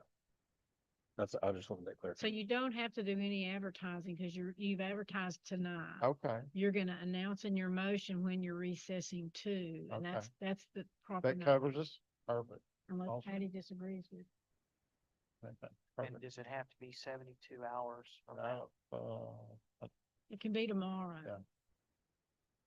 Yeah. Quick, can y'all make it happen? You pencil it in? So Uh, First, we got. Well, I just want to have, pencil it say, in. so our option is we can table it. And then we can, or recess it, sorry, and then continue discussion, and then we're gonna have to meet next week. Or we can pass it as is, have discussion, and then reopen it back up for a public hearing and change it. Yeah, that's an option too. Is that a better option? That way, at least there's something on the table, something on the books before the moratorium expires. I think that's just gonna be made in the. But in the that motions just and the means vote. that people would have to trust us to revisit it. Well, I think there's enough. I mean, I don't think anybody's there's not gonna read. Obviously enough Yes. consensus here to revisit it. Like I said, the moratorium has prevented it for the last 6, 9 months, whatever it was. Can I make a suggestion? Please. So if we recess the hearing, I'm gonna make the suggestion that we recess this meeting too, and then we could have the meeting when we wanted to have the meeting and not have to follow the time for a special meeting. I mean, at the end of of the regular meeting. On the next meeting. Or, It's two motions. You're saying recess the public hearing, then we immediately recess the meeting. So then we can reconvene at any time, which would give time to make any changes that, how do we legally recommend the changes? Just Well, consensus? They're gonna, it's gonna be a process, because I want Sharon to, especially on that essential, to look all that over and make sure we don't end up with a bag of worms. So what I understand where y'all are headed procedural is you're gonna recess the public hearing, you're gonna go back into your regular meeting. You're gonna give instruction to staff and to myself about what language you wanna see change. And then you're gonna finish your agenda, and when you get to the end, instead of adjourning, you're gonna recess that meeting also until the same time. Okay. Figure it out. Okay, all right, what? More discussion here. Everybody good? Everybody in the understanding what's happening? Okay, so I'm gonna ask for, I'll make a motion to recess the public hearing Until, When? until when staff think they can have that ready. Mr. Malachek, I'm gonna lean on you a little bit because you're gonna be making the changes that are being addressed right now. And then I'm also gonna look at Sharon here to help as well from your review timeline. We obviously, it sounds to me, from this discussion that the goal is to meet again before the moratorium expires, correct? So then there's only a finite amount of time between now and the October 8th date. October 7th at the evening time is a planning board meeting at that point, but it does not have to be at the planned 6:30 time. It can be at a date and time during the day, later on, what have you, for those purposes. So, I'm going to lean on them a little bit to provide this, I don't There, think, okay. we don't want to make an unreasonable ask of staff, Ms. Alexander. So, but also our availability too. Needs to be a time we can be here. Staff can make the changes tomorrow, and then the attorney would need the weekend to review it. Monday night. Monday I can't be morning? here on Tuesday. is there potential for Monday morning? Then that's what I was just about to ask. What's the latest in the afternoon you could be here? So we could do 4 o'clock Monday afternoon, would that? I mean, for me, later is possible because I gotta go to Waynesville that day, work, come back. So I can leave early easier than I can today. well, I'm understanding we're gonna take this, recess it to a certain date. And then we're also, we're discussing taking the rest of this meeting and putting to that one, or no? Just that portion, Just that portion? okay. And we So- can finish the regular agenda tonight. So You have, I'm gonna lean on you guys. I'm gonna make it happen, whatever it takes here to be. Right, Tuesday during the day, anytime I can be here, but you're not available, Brian. Being job site. I'm available anytime.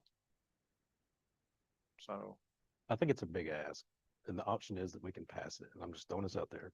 And we can change it after, there's nothing that says that we can't change it afterwards. I mean, I don't see what the big push is, why we're trying to fit all this in 2 days. To get it done for the moratorium, that's, Correct, but we can pass it tonight as it is, and then change it afterward, do exactly what we're that's talking not about. what we want to. And I know that, I'm making my argument, Okay, which I'm allowed to do. you're good. But if we couldn't, I mean, if we can't get back together before this thing expires, is it that important to have something on the books? So we're just talking about a recess. We still could ask, if we had a lot of people during this moratorium period come and ask for what can and can't be done in this floodplain. Not a lot, Not a lot. like an occasional inquiry. Was it ag-related or was it commercial related? Just normal development inquiries. Monday at 5. Before, 30 minutes. But it will. I mean, honestly, it will. Being a realist, it will. You did four. Monday at 4. I could even do Monday at 4 o'clock. I mean, we need that much time, but My trial's going into Monday, I mean, but the judge said she might have a conflict Monday afternoon, so I might be out for the afternoon. I can just see us having some questions for you on this. I can ask her if, I'm pretty sure I'll be available if it's at 4.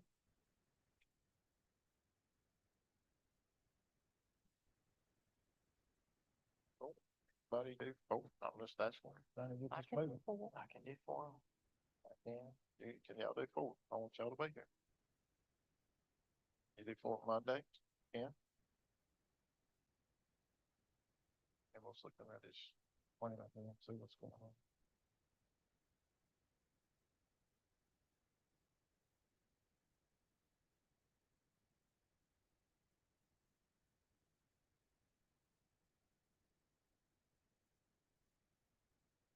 Okay. Get that, Sandra. Add to your, you need to add it to your Yeah. motion. Okay, so recess the public hearing until October the 6th at 4 o'clock. Got a motion. Anybody second? I'll second. Okay, Jeff second. Any discussion? Good with it? All in favor? Aye. Any opposed? So, folks got us down. We'll be back here Monday at 4. Now direction. Yes, yeah. Take a peek shot here and get this. I think they know the essentials. It's just a matter of getting the verbiage right. Legalities of it right. So council is giving me consensus that we are going to define and have a tighter definition for essential public service and a blanket agricultural exemption. Is that consensus from everyone or All majority? You good with it? I'm good with that. I'm good. You good? Yes. Okay. Mr. Kimmel? No. Okay, yes. Okay.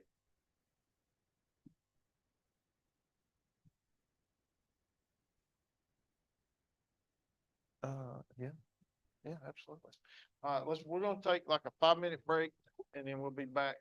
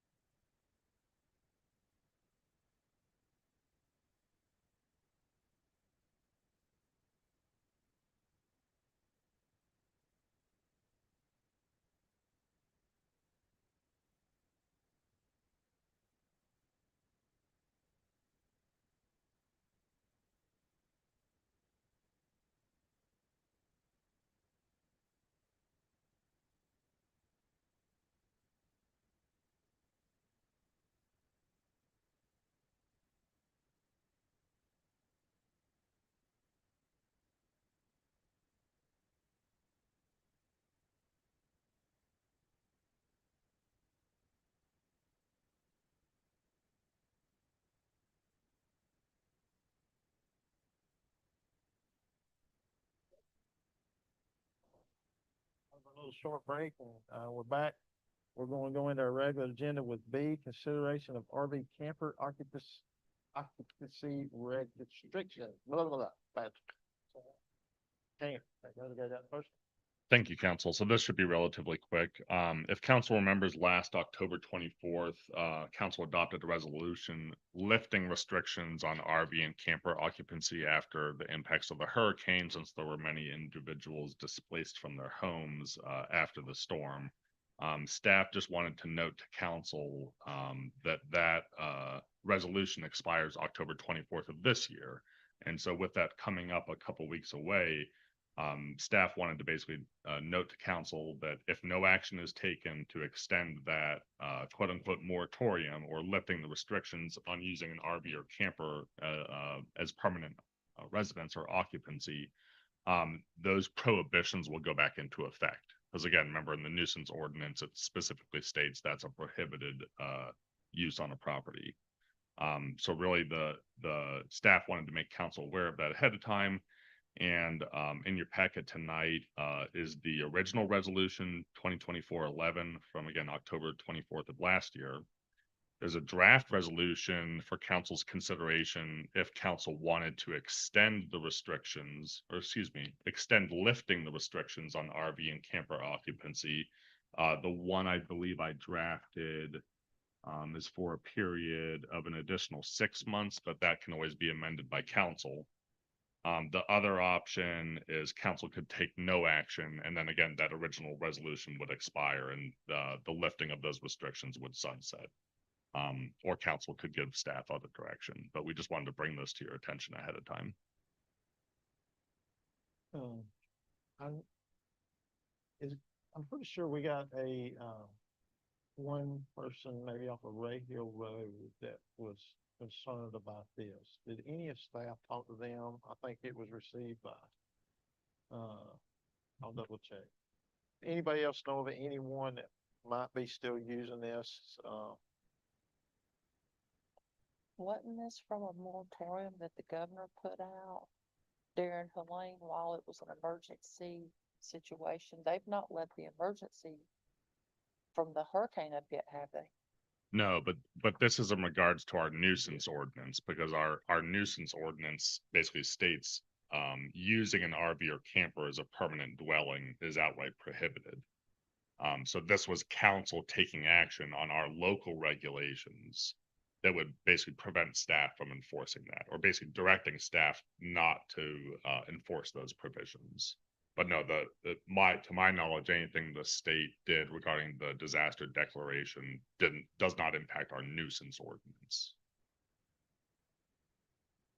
Let me rephrase this, as staff, maybe a different way. Has staff had anyone coming in, complaining of, RVs being used? I've heard both sides. So,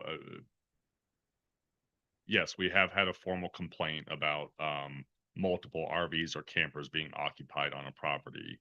I also know just from driving around town that, you know, there are also more campers and RVs out there. I don't know if they're being used as permanent residents, but because folks are displaced. So we've heard both sides. Okay.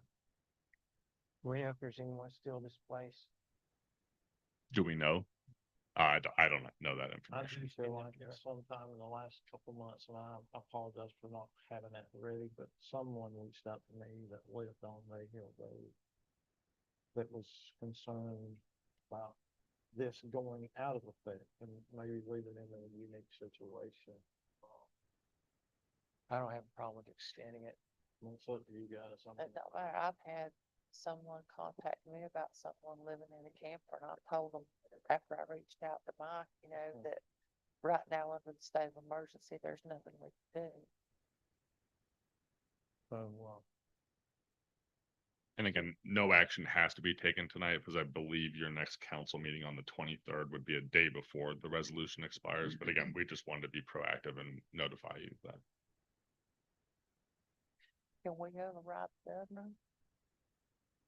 I don't know that that's what you're saying is actually true as far as that, because that was a big problem in the city of Asheville.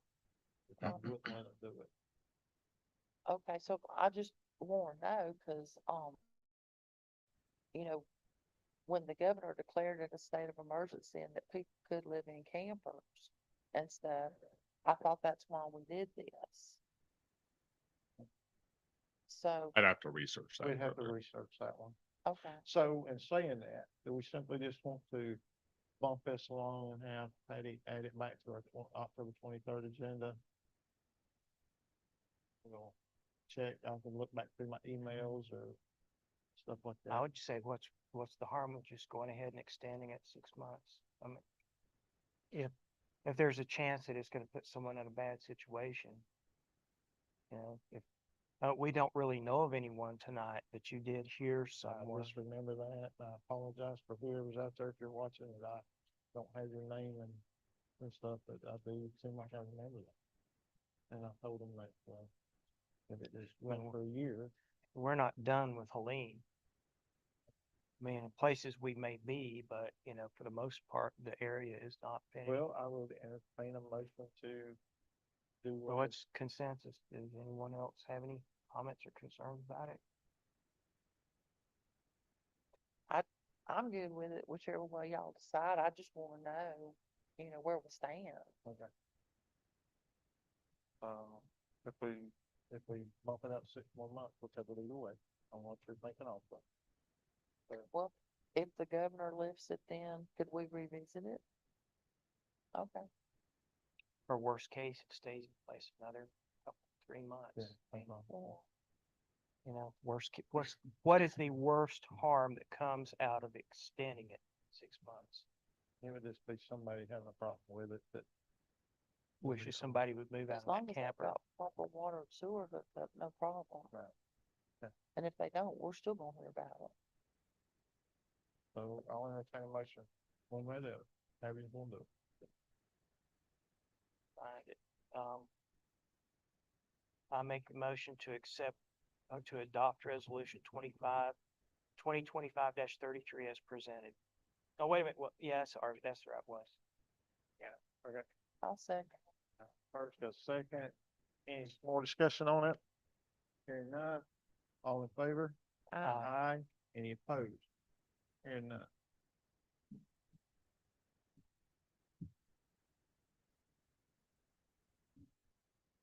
Let's get caught up. We'll move on to consideration of this, NCC PACE program resolution.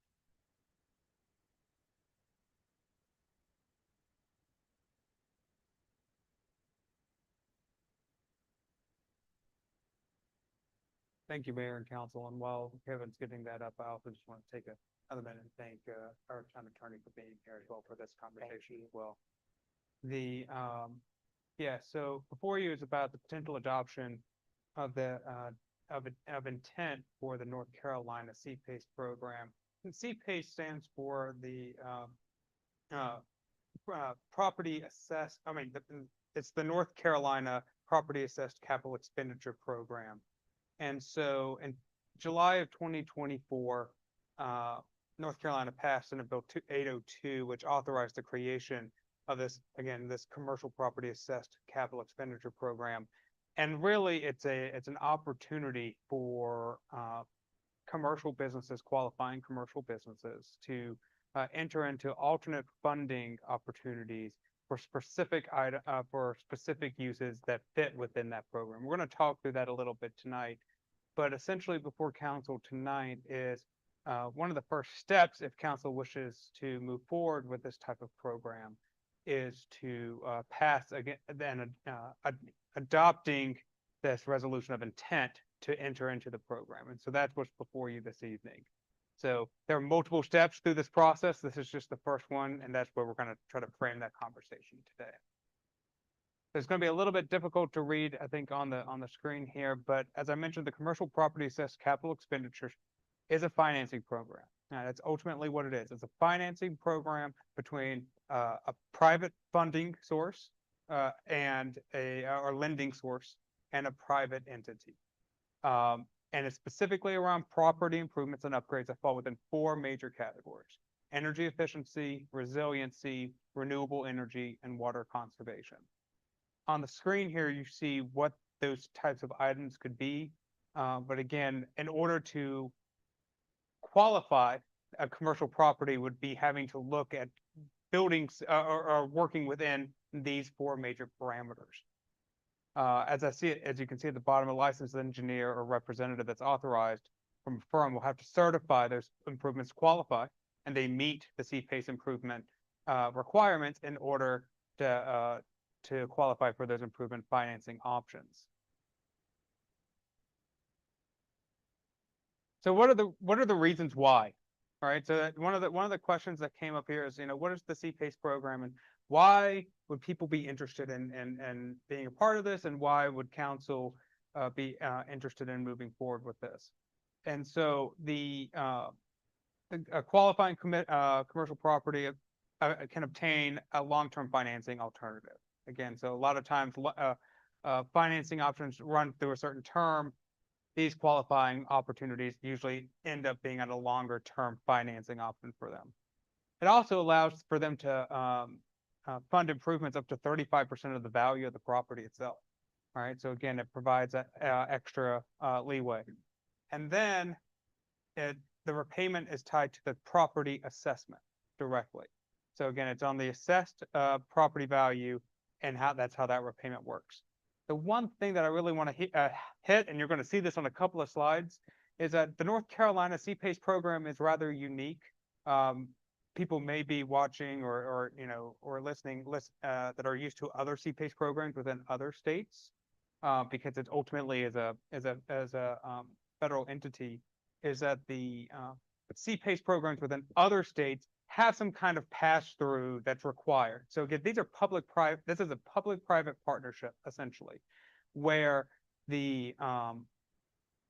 where in other states that public-private partnership looks where the lien amount that comes in once a year would actually be a pass-through through the local government entity, and then the requirement would be that local government entity to pass that payment on.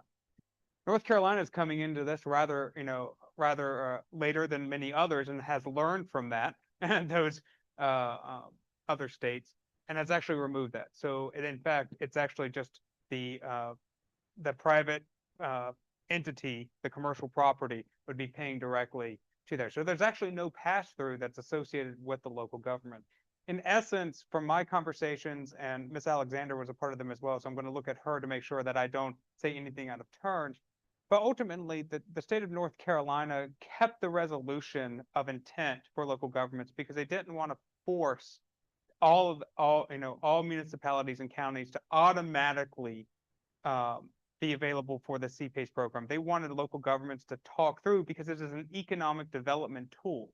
And that economic development tool will have ramifications, positive, negative, etc., on the economic development outlook of a community. So they wanted to make sure that those conversations were had at a local government level before opening up that opportunity for private commercial businesses.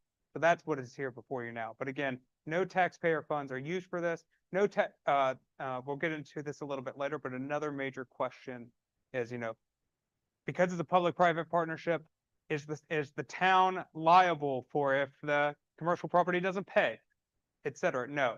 The answer is no. At the end of the day, the commercial property is working directly with the lender, and that's where that liability lies. Now, there are potential consequences to tax base. For instance, if any commercial business goes under, there's going to be a hit on on our business tax base. But that, again, that's a risk that happens with any and all type of businesses within the town of Mills River. So a couple items here. I'm not going to read it all verbatim, but the question is, what is a qualifying commercial property? It's really any privately owned commercial, industrial, agricultural, or multifamily real property with 5 or more dwelling units. So it really specifies that it's any property owned, and it can be by nonprofits, by charities, by religious organizations. The other questions that have come up are, well, how are these funding sources able to be used? As we mentioned earlier, those 4 main measures that we looked at earlier, but it can really be for acquisition construction, adaptive reuse, again, the ability to reuse a property, the lease installation or modification of qualifying improvements. And then the refinancing of existing properties or new construction, right? And within that time frame. And one of the things that we talked about when meeting with the CPACE program director, which is a part of Economic Development Partnership of North Carolina, was that, you know, it can also help to, again, refit or reuse current properties that are currently not being used to their full potential, right? So it's actually bringing value into those properties potentially as well to be able to, you know, modify them or in order to get them up to a different standard of use. I wanted to talk briefly about what those key benefits are. First talking about from the property owner perspective and then from the town perspective. As I mentioned before, if a property owner or a commercial property owner qualifies, it's an alternate funding source for long-term fixed interest rate financing. It can reduce that capital expenditure, as you can see, budget as upgrades can be paid through operating savings. So again, from commercial business, that's a way that assists them for that. It also helps with the lifespan of the building, as I just mentioned before, because it may be retrofitting a current build. It can also help to increase that lifespan, and as it mentions, improve comfort. And then those assessment can transfer upon the sale to the next property owner as well. So those are just a couple of key benefits that Economic Development Partnership has brought forward. For local governments, as I mentioned before, especially in the state of North Carolina, we are not responsible for any collection duties or billing, and all collection will be delegated to and handled privately. So from a liability perspective, at that point, there's no physical touching of funds from one to the other. As I mentioned before, really those three main categories, the Economic Development Partnership calls out higher property values, as we've talked about, economic growth opportunities as well when it comes to stimulating the local economy, again, just because of the alternate funding source that exists there. And then they call out opportunity for stronger communities because those resources and building resiliency that those funds are really geared towards help to deliver those positive impacts within the community. As you can see, I warned you, I did put this on a couple of slides at the bottom as well. Those benefits are without any taxpayer funds being used for program financing. So we talked about around liability.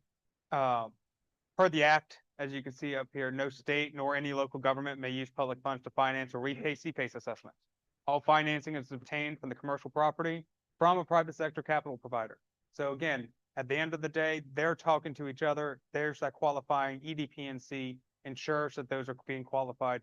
There are a little bit of liability, but I don't want to use the term liability. There is some time and resources that are used from a local government perspective on the closeout side of these. But again, that time that from our estimation, or at least from my estimation, I don't want to speak for Ms. Alexander, from my estimation are relatively low. And if there is a need for a subject matter expert to help with closing out one of those sign-offs, essentially it's a sign-off to say that it's qualified and finished, then EDP&C has funds set aside that can reimburse the town for if we need to bring in a third party or someone else, or consultant or somebody else to help us with what that looks like. Again, but from my review, there's very little actual staff time or resources that are necessary to help with this public-private partnership. The other thing that some people ask is what happens when you have a CPACE loan and, you know, and you have all these other payments that need to be coming in, because obviously they're going to be paying taxes, they may have other loans, et cetera. As you can see here, CPACE liens are junior in priority. So taxes and other local government liens are priority before those CPACE liens are there. So again, in the case of, you know, funding issues or what have you, the taxpayer is going to be made whole first. And then the same thing, as you can see, outstanding delinquent state, local, federal taxes on liens at the time of foreclosure proceeding will be satisfied first. So again, that's the other part, that anything from a state, local government level, governmental entity is going to be covered before anything else from the private or any other funding source. Councilmember Moore, you had unmuted. I just want to check and make sure you don't have any questions. Oh, no, I mute to cough and unmute. So Oh. that way I'm not blasting somebody's ears out. Understood. I just I- wanted to make sure I sure. gave you an opportunity, that I didn't I overlook that. appreciate that. Well, okay, so since you opened the door for me, so what this does is that it allows a commercial or one of the uses to have access to money that they don't normally have if we participate, Mhm. and it does not cost us money or an appreciable amount of staff time to participate. Yes, that is my understanding. And And by doing so, it helps us attract people to come here and, to the industry, manufacturing, something like that. They have access to this money, and because we're a participant, that may help them want to come here. They get a better deal by coming. that's my understanding of the intent of this program as well. And so that's what before council today, is to whether or not the town of Mills River wishes to utilize this economic development tool as one of those elements within the toolbox for economic development opportunities within the town. One item that I did not mention that I think is vitally important is that this is the CPACE program. It's not a CPACE project. So what this is that it is open to commercial, qualifying commercial owners going forward, right? As long as this stays in place. It's not project specific. We're not going to come in here and say, project X, Y, and Z is interested in, in being a part of CPACE. Are you interested or not in participating? It is opening the door for that type of opportunity. And that really gets to this proposed next step section, where right now what's before you is the potential adoption of a resolution of intent to enter into the CPACE program. That resolution of intent is to say, Town of Mills River wishes to enter into this program, right? By doing so, we would also ask, and it's a requirement, that a public hearing is set. That public hearing is set, as you can see up here, it would be October 23rd. We could turn it around for that timeline. But again, it's up to council. And then the potential for adopting that final CPACE resolution. Now, one of the things that's required about this is because as a municipality, we are obviously in Henderson County. And so we have, so if council wishes to move forward with this, we would have to receive a consent agreement essentially from Henderson County in order to allow for the town to move forward with participating in this. If in the future Henderson County wishes to join the CPACE program, if they did it, then municipalities could join without that consent because Henderson County is already a part of it. But because we are the municipality before the county has looked at this, then we would ask for consent on that. And I will tell you, the county manager and I have been in communication around this program and talking through scenarios and hypotheticals, and they are open and ready to, entertain this if it's passed by council. All we got? That is all I have. I'm happy to try to answer any questions you have.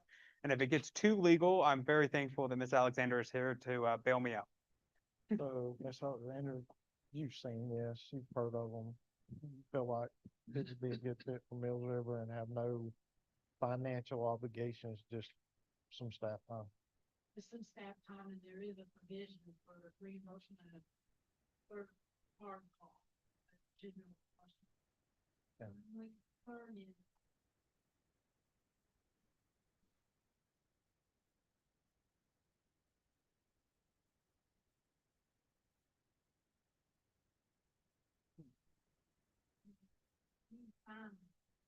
you don't want to have, there's a problem that you don't want to need to have recourse back to you. And you have the station question, what's the, that sign without recourse. I at least had the impression that some problem is thought about that. But they readily said, we're still developing these forms later now. tell them. Don't have anything. So as long as I was, if we did one of these transactions. Here's not.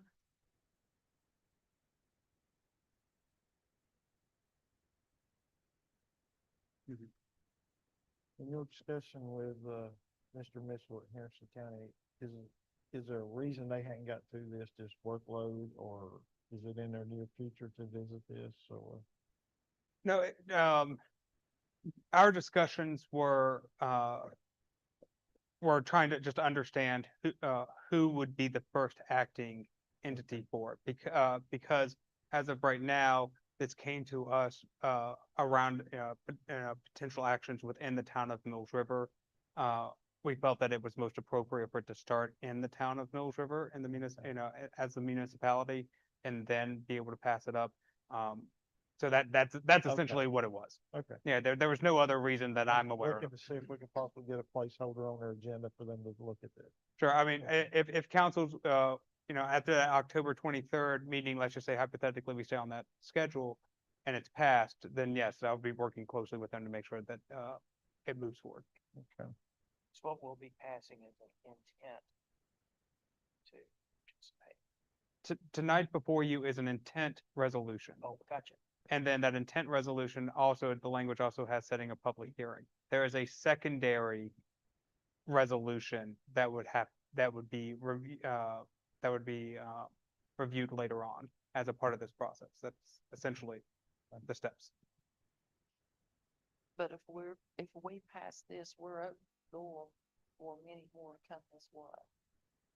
Yes, ma'am. So, well, for those that qualify, I will tell you, we had an opportunity to look at how many are from older states, and at least from my examination, there aren't a ton of qualifying commercial businesses. It's a rather stringent project.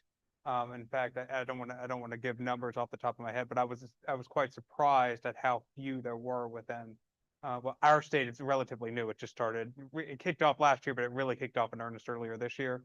But even in states that are more developed in these programs, it's a relatively smaller number than what I was personally expecting.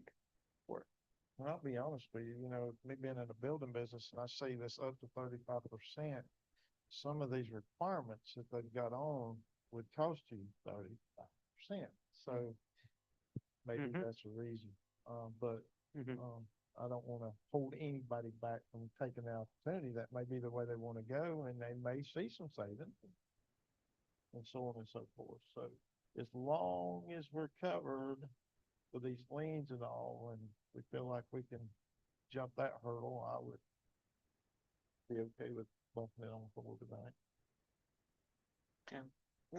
I apologize. Continue. By all means. I was just gonna say, would there be any way, if they go with solar power or other energy sources, that maybe we could ask that they be bonded, so that if there's any issues arise to where batteries leak or need to be changed out and disposed of, and something happens and a developer or business or whoever can't afford that, so it's either going out of business, that we're not stuck with a waste site. Me personally, I think we've got other state entities or departments or whatever that oversee all that. So I don't know that the small town of Mildred wants to get into policing that. And it's what we would create would be another job to I'm look at. just asking. You know what I'm saying? I think we're covered on that with other state people and feds. Is that fair statement, Shane? Okay. Any other questions? Come on, guys. Y'all got anything you've looked it over? This isn't necessarily like specific, this is more just a funding, like I can An give- opportunity. my ag, number to the FSA office, and I can get an FSA loan through the government that's cheaper than conventional bank. But you can't get it if you're commercial, so am I thinking of this correctly? This is for commercial that wants to fit in for First cousin. Yes, yeah, very much so. Yeah, this is just simply a funding thing that, As long as you qualify. Yeah. Yeah, it's not open to everybody. You gotta qualify in that window. And you could possibly fall into it. and I looked it up briefly, but it is, they're very safe because like their number one rule is they become number one on your, every other bank has to be subordinated underneath them, so there's not a whole lot of way. Okay. Sam feels good about it. All you do mine, they're able to Okay. But that gives us that window from now to the 23rd. Okay. So that being said, if there's no more discussion, we'll entertain a motion. So I make a motion to adopt resolution 2025-34 as presented and set a public hearing for October 23rd. I'm second. Thank you, Brian. Thank you, Jeff. Any more discussion on it? Hearing none. All in favor? Aye. Any opposed? Okay. When we get caught up, let's discuss this nuisance ordinance a little bit. I come down and spend a little time with staff. We got some clarifications on some stuff. You know, I'll be honest with you, I'm straight up. I apologize for some stuff that I said, stuff that but I was so happy to realize that this didn't fall under my watch. I'll be honest with you. Because I don't think Santa Gons would have just let it all go. So there's why I wanted to have a little discussion about it. Peaceful discussion, professional discussion. And, like I say, I still hope this goes back and, gets addressed a little bit, cleared up and try to keep, all our neighbors happy. All our neighbors happy. And Mr. Mayor, if I may, just to Sure. set the stage a little bit here. Yes, you're correct. At the last Thursday night's meeting, during our future agenda items and other business kind of conversation, there was a request to look at potentially bringing the nuisance ordinances to the planning board for review. We've received staff received some guidance at that time, and we also promised as fast as we could to be able to come back to you all with a potential plan of action for your consideration tonight. And so with working with Mr. Malachek, we've been the next meeting, as we talked about earlier, for the planning board is October 7th. There is an opportunity for this item to be on the agenda. The one thing that we ask is also further clarification that could help guide the planning board in areas that you all would like to see come forward. Again, I know it could be as broad as you want it to be, it could be as small as you want it to be, but any type of guiding element I think would help us and would help bring that to the planning board. One of the things that I did want to mention as well is around, there was a conversation about, again, reviewing nuisance ordinances. And as you may remember, in March of this year, we had a presentation on nuisance ordinances, talking through what they were, how they were going. And at that time, I believe we also talked about that there is a need to review it. And we identified that need around at that time as well. And that our staff has been actually looking at, even since that March timeline that we've been discussing, working through and looking at best practices, looking at other communities, looking at ways that potentially could help that. And one of the things that I think may be helpful with this discussion as well, because there's been a lot of work trying to bring that forward and review the nuisance ordinances from a staff level already for the last now approximately 6 months, is also then to be able to roll that work into with the planning board and to have and to build off of that momentum that we already have. So I just want to let council know that we have identified it. We know that it's something that needs to be reviewed, and we're very excited to be able to work on trying to address those concerns. So at that, I will stop talking and happy to listen to you all about any areas you like. What I'd like to hear is from council, do you feel like there's a need to have this reviewed and looked at. If you do, then we need to kind of give them guidance as to, where to, pinpoint what to work on and not just spend time on the stuff that's in there that we already like and appreciate and does good for our citizens. We just need a consensus on that, so Mr. Valchek can take it back to the planning board and get them working on it as they find time to do so, because they're busy as it is. I think that, it should address, business like automobile repair or something like that and see if what we've got now is reasonable. I see businesses like that where people drop their car off for whatever reason, it sits there a long time and it's a legitimate reason. Can't afford a new engine or you can't afford this, whatever, and it sits there. Yeah, I just want to make sure that the businesses that's their business, that it's reasonable for them, I think. And so just like in my world, a dumpster cost us, anywhere from $3 to $10 a day to sit there. And I've got multiple jobs going on.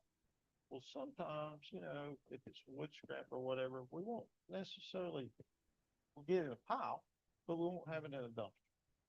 But we're gonna put the pile close to the driveway where the dumpster can get when we get it brought in there. So if that dumpster just sits there for 30 days, that thing's cost me $210, $300. Well, all we're doing is raising the price of our residents' homes. I can't eat that. So what we do is we strategically bring those dumpsters in as needed, and we make sure sheetrock and all that don't get put on the ground because it's a mess to get up, it gets wet. So that's one example of, I just make sure, and I know there's gonna be tons of that stuff, and I can only think of a few. If you're running a tire business, you're gonna have some tires outside. It's gonna be hard to keep those under roof or behind walls. I think a couple of them now has bought enclosed trailers, and they're putting them inside the enclosed trailers, and that's just what they've elected to do. I don't know if they, but I just don't know that that in the Mills River that's a necessity, as long as they're not building up and getting to be a real nuisance. There is a number, I'm sure, and depends on the business and how much business they're doing and changing tires. If they're changing 100 tires a day, they're only allowing 50 used ones outside. It's not gonna work. But if they're changing 100 a month and they've got 200 outside, we got a problem. That's the kind of things I'd like to have them look at just to see, I just don't want, be it Mr. Webb or anyone we have in the future, I'd rather I want to make sure all this is pretty much a little bit more black and white for him as well. I don't want to put him in a spot either. It's a whole lot easier for me to have his back if it's in black and white and we know the direction that the towns want to go with these things. There's no, try to get rid of any gray area we can as we go through these things. Yeah, If you've got a body shop and you've got parts laying outside, you may get a car and it's totaled and be able to salvage the hood, trunk, and a door, or a roof or something. You can put those up and you may have another car come in that it'll fit on. Well, you've helped somebody out and made money in the process there. It's material for your shop. Gotcha. Anybody ask anything before I go with someone? Okay. and I do want to say to staff, don't ever feel like if you do your job right, we won't get called. It's just the opposite. If you do your job right, we're gonna get called. Yeah, And most that's okay. likely. One of the most disturbing and depressing things I heard when I worked for a city was that if you do your job right, council won't get called, and that's a lie. So don't ever, you do your job, it's up to us. If there's a problem with the ordinance, we fix the ordinance. It's not your problem. So hang in there. Y'all are doing great. Junkyards. We got a lot of mixed use. how does that look in this nuisance ordinance? I mean, I'm sure you can get a license, but I want to make sure that that don't get abused either. So, see what I'm saying? So let's take a good close look at that one. I don't want us all of a sudden to have 15 or 20 junkyards pop up with a business license number, and I just don't want that to happen. If it's legit, it's legit, but just to get around this, you know. The difference between a business and a non-business is business license number, I believe. I get it. But, yeah, I get it. Anything else? Floor is open. Okay. Y'all always do a great job, but we're just trying to get the gray area cleared up where if there's any in there, it's cleared up. No, it can be like it is and go on, whatever it is. But in saying that, you know, we try our best to, leave our boards to make their own decisions up. So, you know, like, I wouldn't want to come to the planning board meeting to say the same stuff I even said tonight to them. Let them take this on to their board, put it out there, bring us back y'all's, recommendations, and we'll look at them and see what y'all think of it. That's what they're there for. I appreciate that. Okay, anything else? Just, if I may, Mr. Mayor, just for clarification, I may have missed this at the very beginning. Is there a consensus of council that this go before, be moved to the planning board for review? And I just wanted to just get an idea. Senator? Yes. Yes. Yep. I mean, yes, yes, Okay. everybody's a yes. Thank you. And in doing so, just make sure, you know, if the planning board brings up some recommendations in it that we hadn't brought up or whatever, you know, look at them. That's what they're there for. Let's try to get it all knocked in the head one time and be done with it. Okay. Other business. Anybody got any other business? None? If I may just briefly, I apologize, Mr. Mayor. There were two items that I forgot to mention during my manager's meeting. I just want to quickly get those on the record. Just as a reminder, the UDO consultants were in town last week presenting on the annotated outline of the new land use codes and the first concept zoning map and new zoning districts for the town. We really want to make sure that we get as much input as possible from the community. And so we highly recommend people go visit imaginemillsriver.com. Again, it's imaginemillsriver.com to sign up for information. That's where we're going to be pushing out information around public input, sign up opportunities, etc. They're going to be returning our consultants in mid-December, December 11th and 12th. And then we're going to be hosting a nighttime public forum to receive additional public input on the project at that time as well. So again, very exciting. Then we want to make sure we get as many people out as possible. And then the last item, again, on planning and zoning, is as a reminder, the town recently launched our land preservation program last month, and we're currently accepting applications from property owners who may be interested in participating in that. And then we also just asked individuals to go to millsriver.gov to make sure that they can find out more information on the program, see whether or not they're eligible, and see the application process. It's a pretty straightforward application process, but if anybody has questions, they can reach out to staff as well. We're happy to walk them through. Is I'm sorry, is Imagine Mills River, is it open to just the general public, or is it, how do we distinguish outside influences in that compared to Mills River influences? Is there a way of doing that?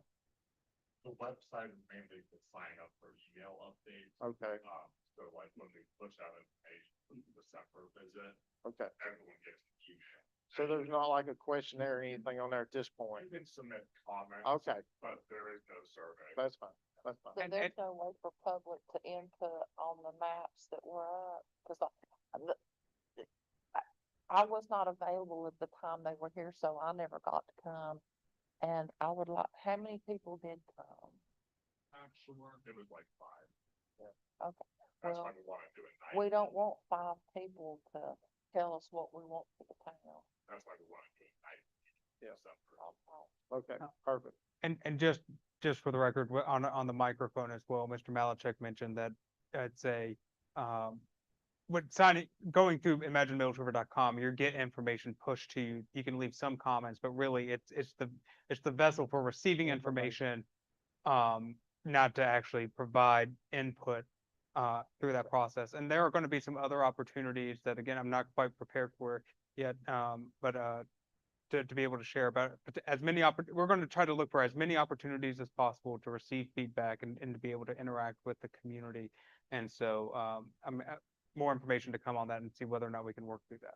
But to Councilmember Good's point, making sure we get as many people in as possible to share their information is going to be vital for this project. Perfect. I would want up to 5 to win. And yes, it's gonna be extremely important to get this out. So that way, if you're doing, if you have business and it's legal, if we get it, there's a chance to get it right.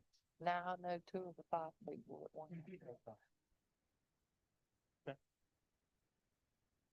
All right. All right, if we have no other business, entertain a motion to adjourn our regular meeting. Oh, we recessed the whole thing. Oh, my bad. Sorry. So we're recessing this one till October 6th at 4 p.m. Yes, sir. Okay. And then I need I'll second. I guess I did. He first, did I say? Any discussion on what we're doing?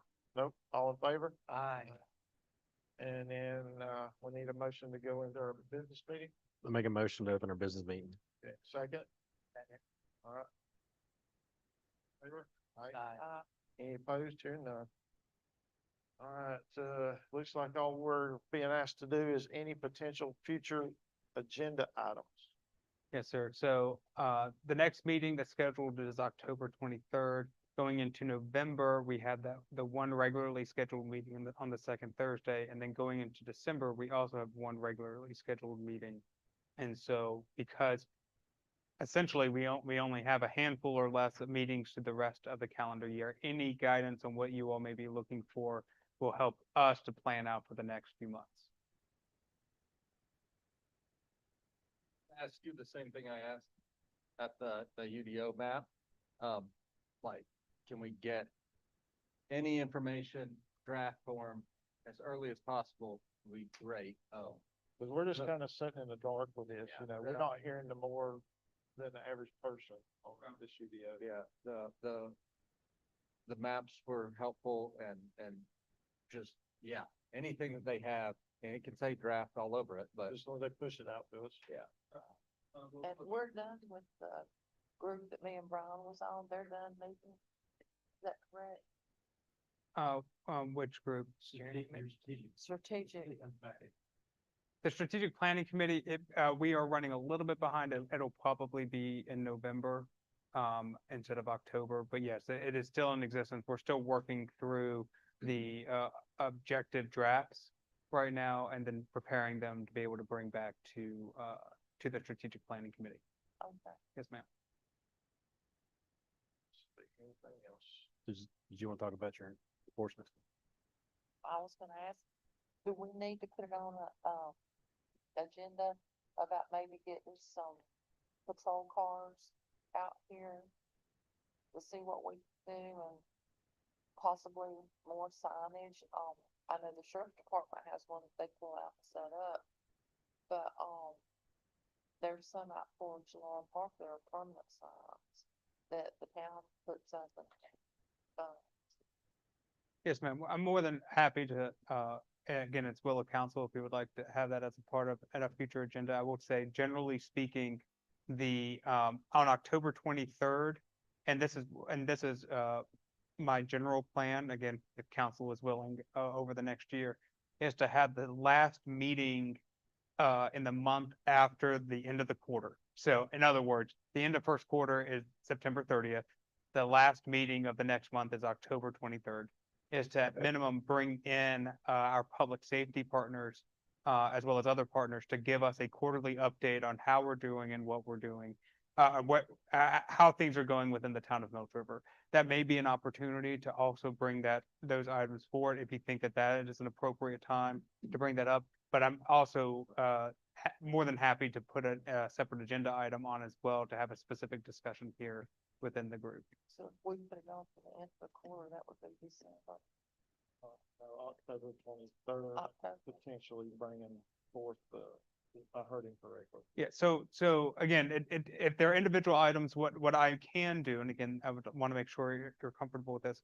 I've made those notes to send an email first thing tomorrow to our partners at Henderson County to talk through what that looks like. And I have had conversations with them about making sure that they are working towards radar certification as well, and they've told me that they are working through that. So those types of items, they could be prepared to answer those questions at the October 23rd meeting, because I'll be emailing them tomorrow.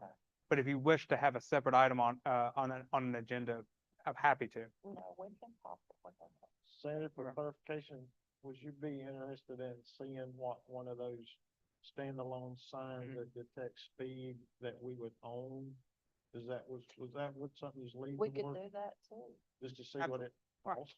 Sure, And absolutely. I would recommend we ask the sheriff's department if we can partner with them where they own the sign, keep it in Mills River and move it around for us, if that's a reasonable ask.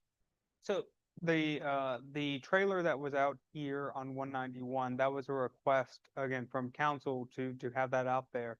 And they were incredibly quick at responding and working to make sure that happens. And again, they move it every, I think my email isn't, if they're listening, not to hold me to it, but I think every couple of weeks, every 2 to 3 weeks. And so we are able to also request and utilize those in any places that we feel are necessary within the town, and they'll work it within their schedule. So that is another opportunity, as well as looking at buying one specifically that is town property.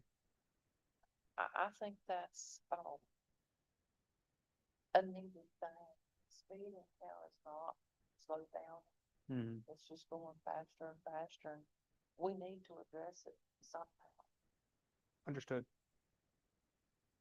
For clarification on the October 6th meeting, since we simply recessed this one, can anything else be brought up in that meeting? Yes. Yeah, because we simply recessed this one. We didn't, it's not a special, it's just recessed. Okay. All right, just because I know you won't be here, I don't want to get us in a mess. So I'm trying to- I would, yeah, yeah. Thank you, Mayor Gantz. You read my mind on that.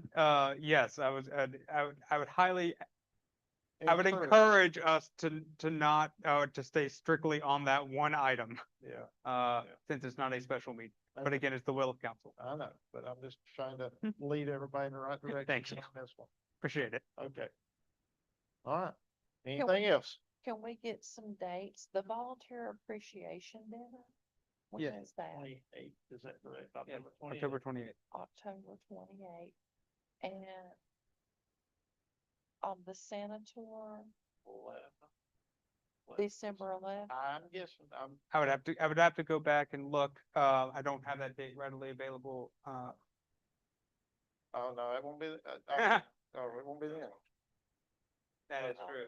So What that- number is that? Maybe it's the 14th. it's the or 13th 13th. The 13th. on a Friday.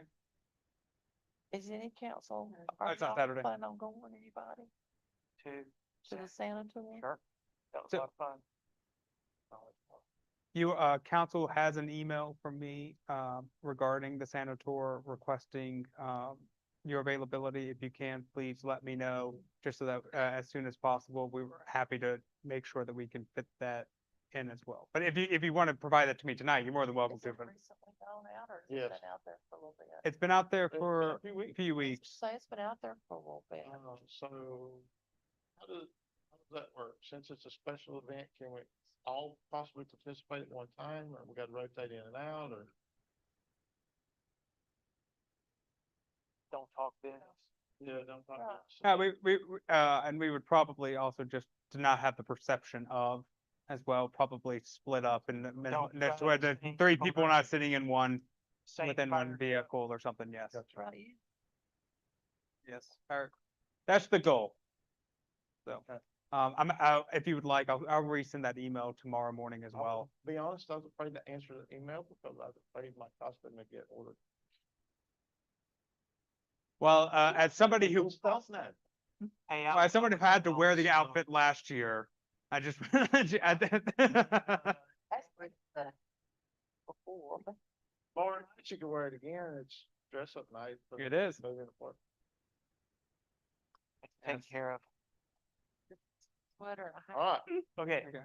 So, Yeah, I make a motion. no, to you all, yeah, you all can close Second. this meeting. you know, okay. second. All right, all in favor? Yeah. Any opposed? Hearing none.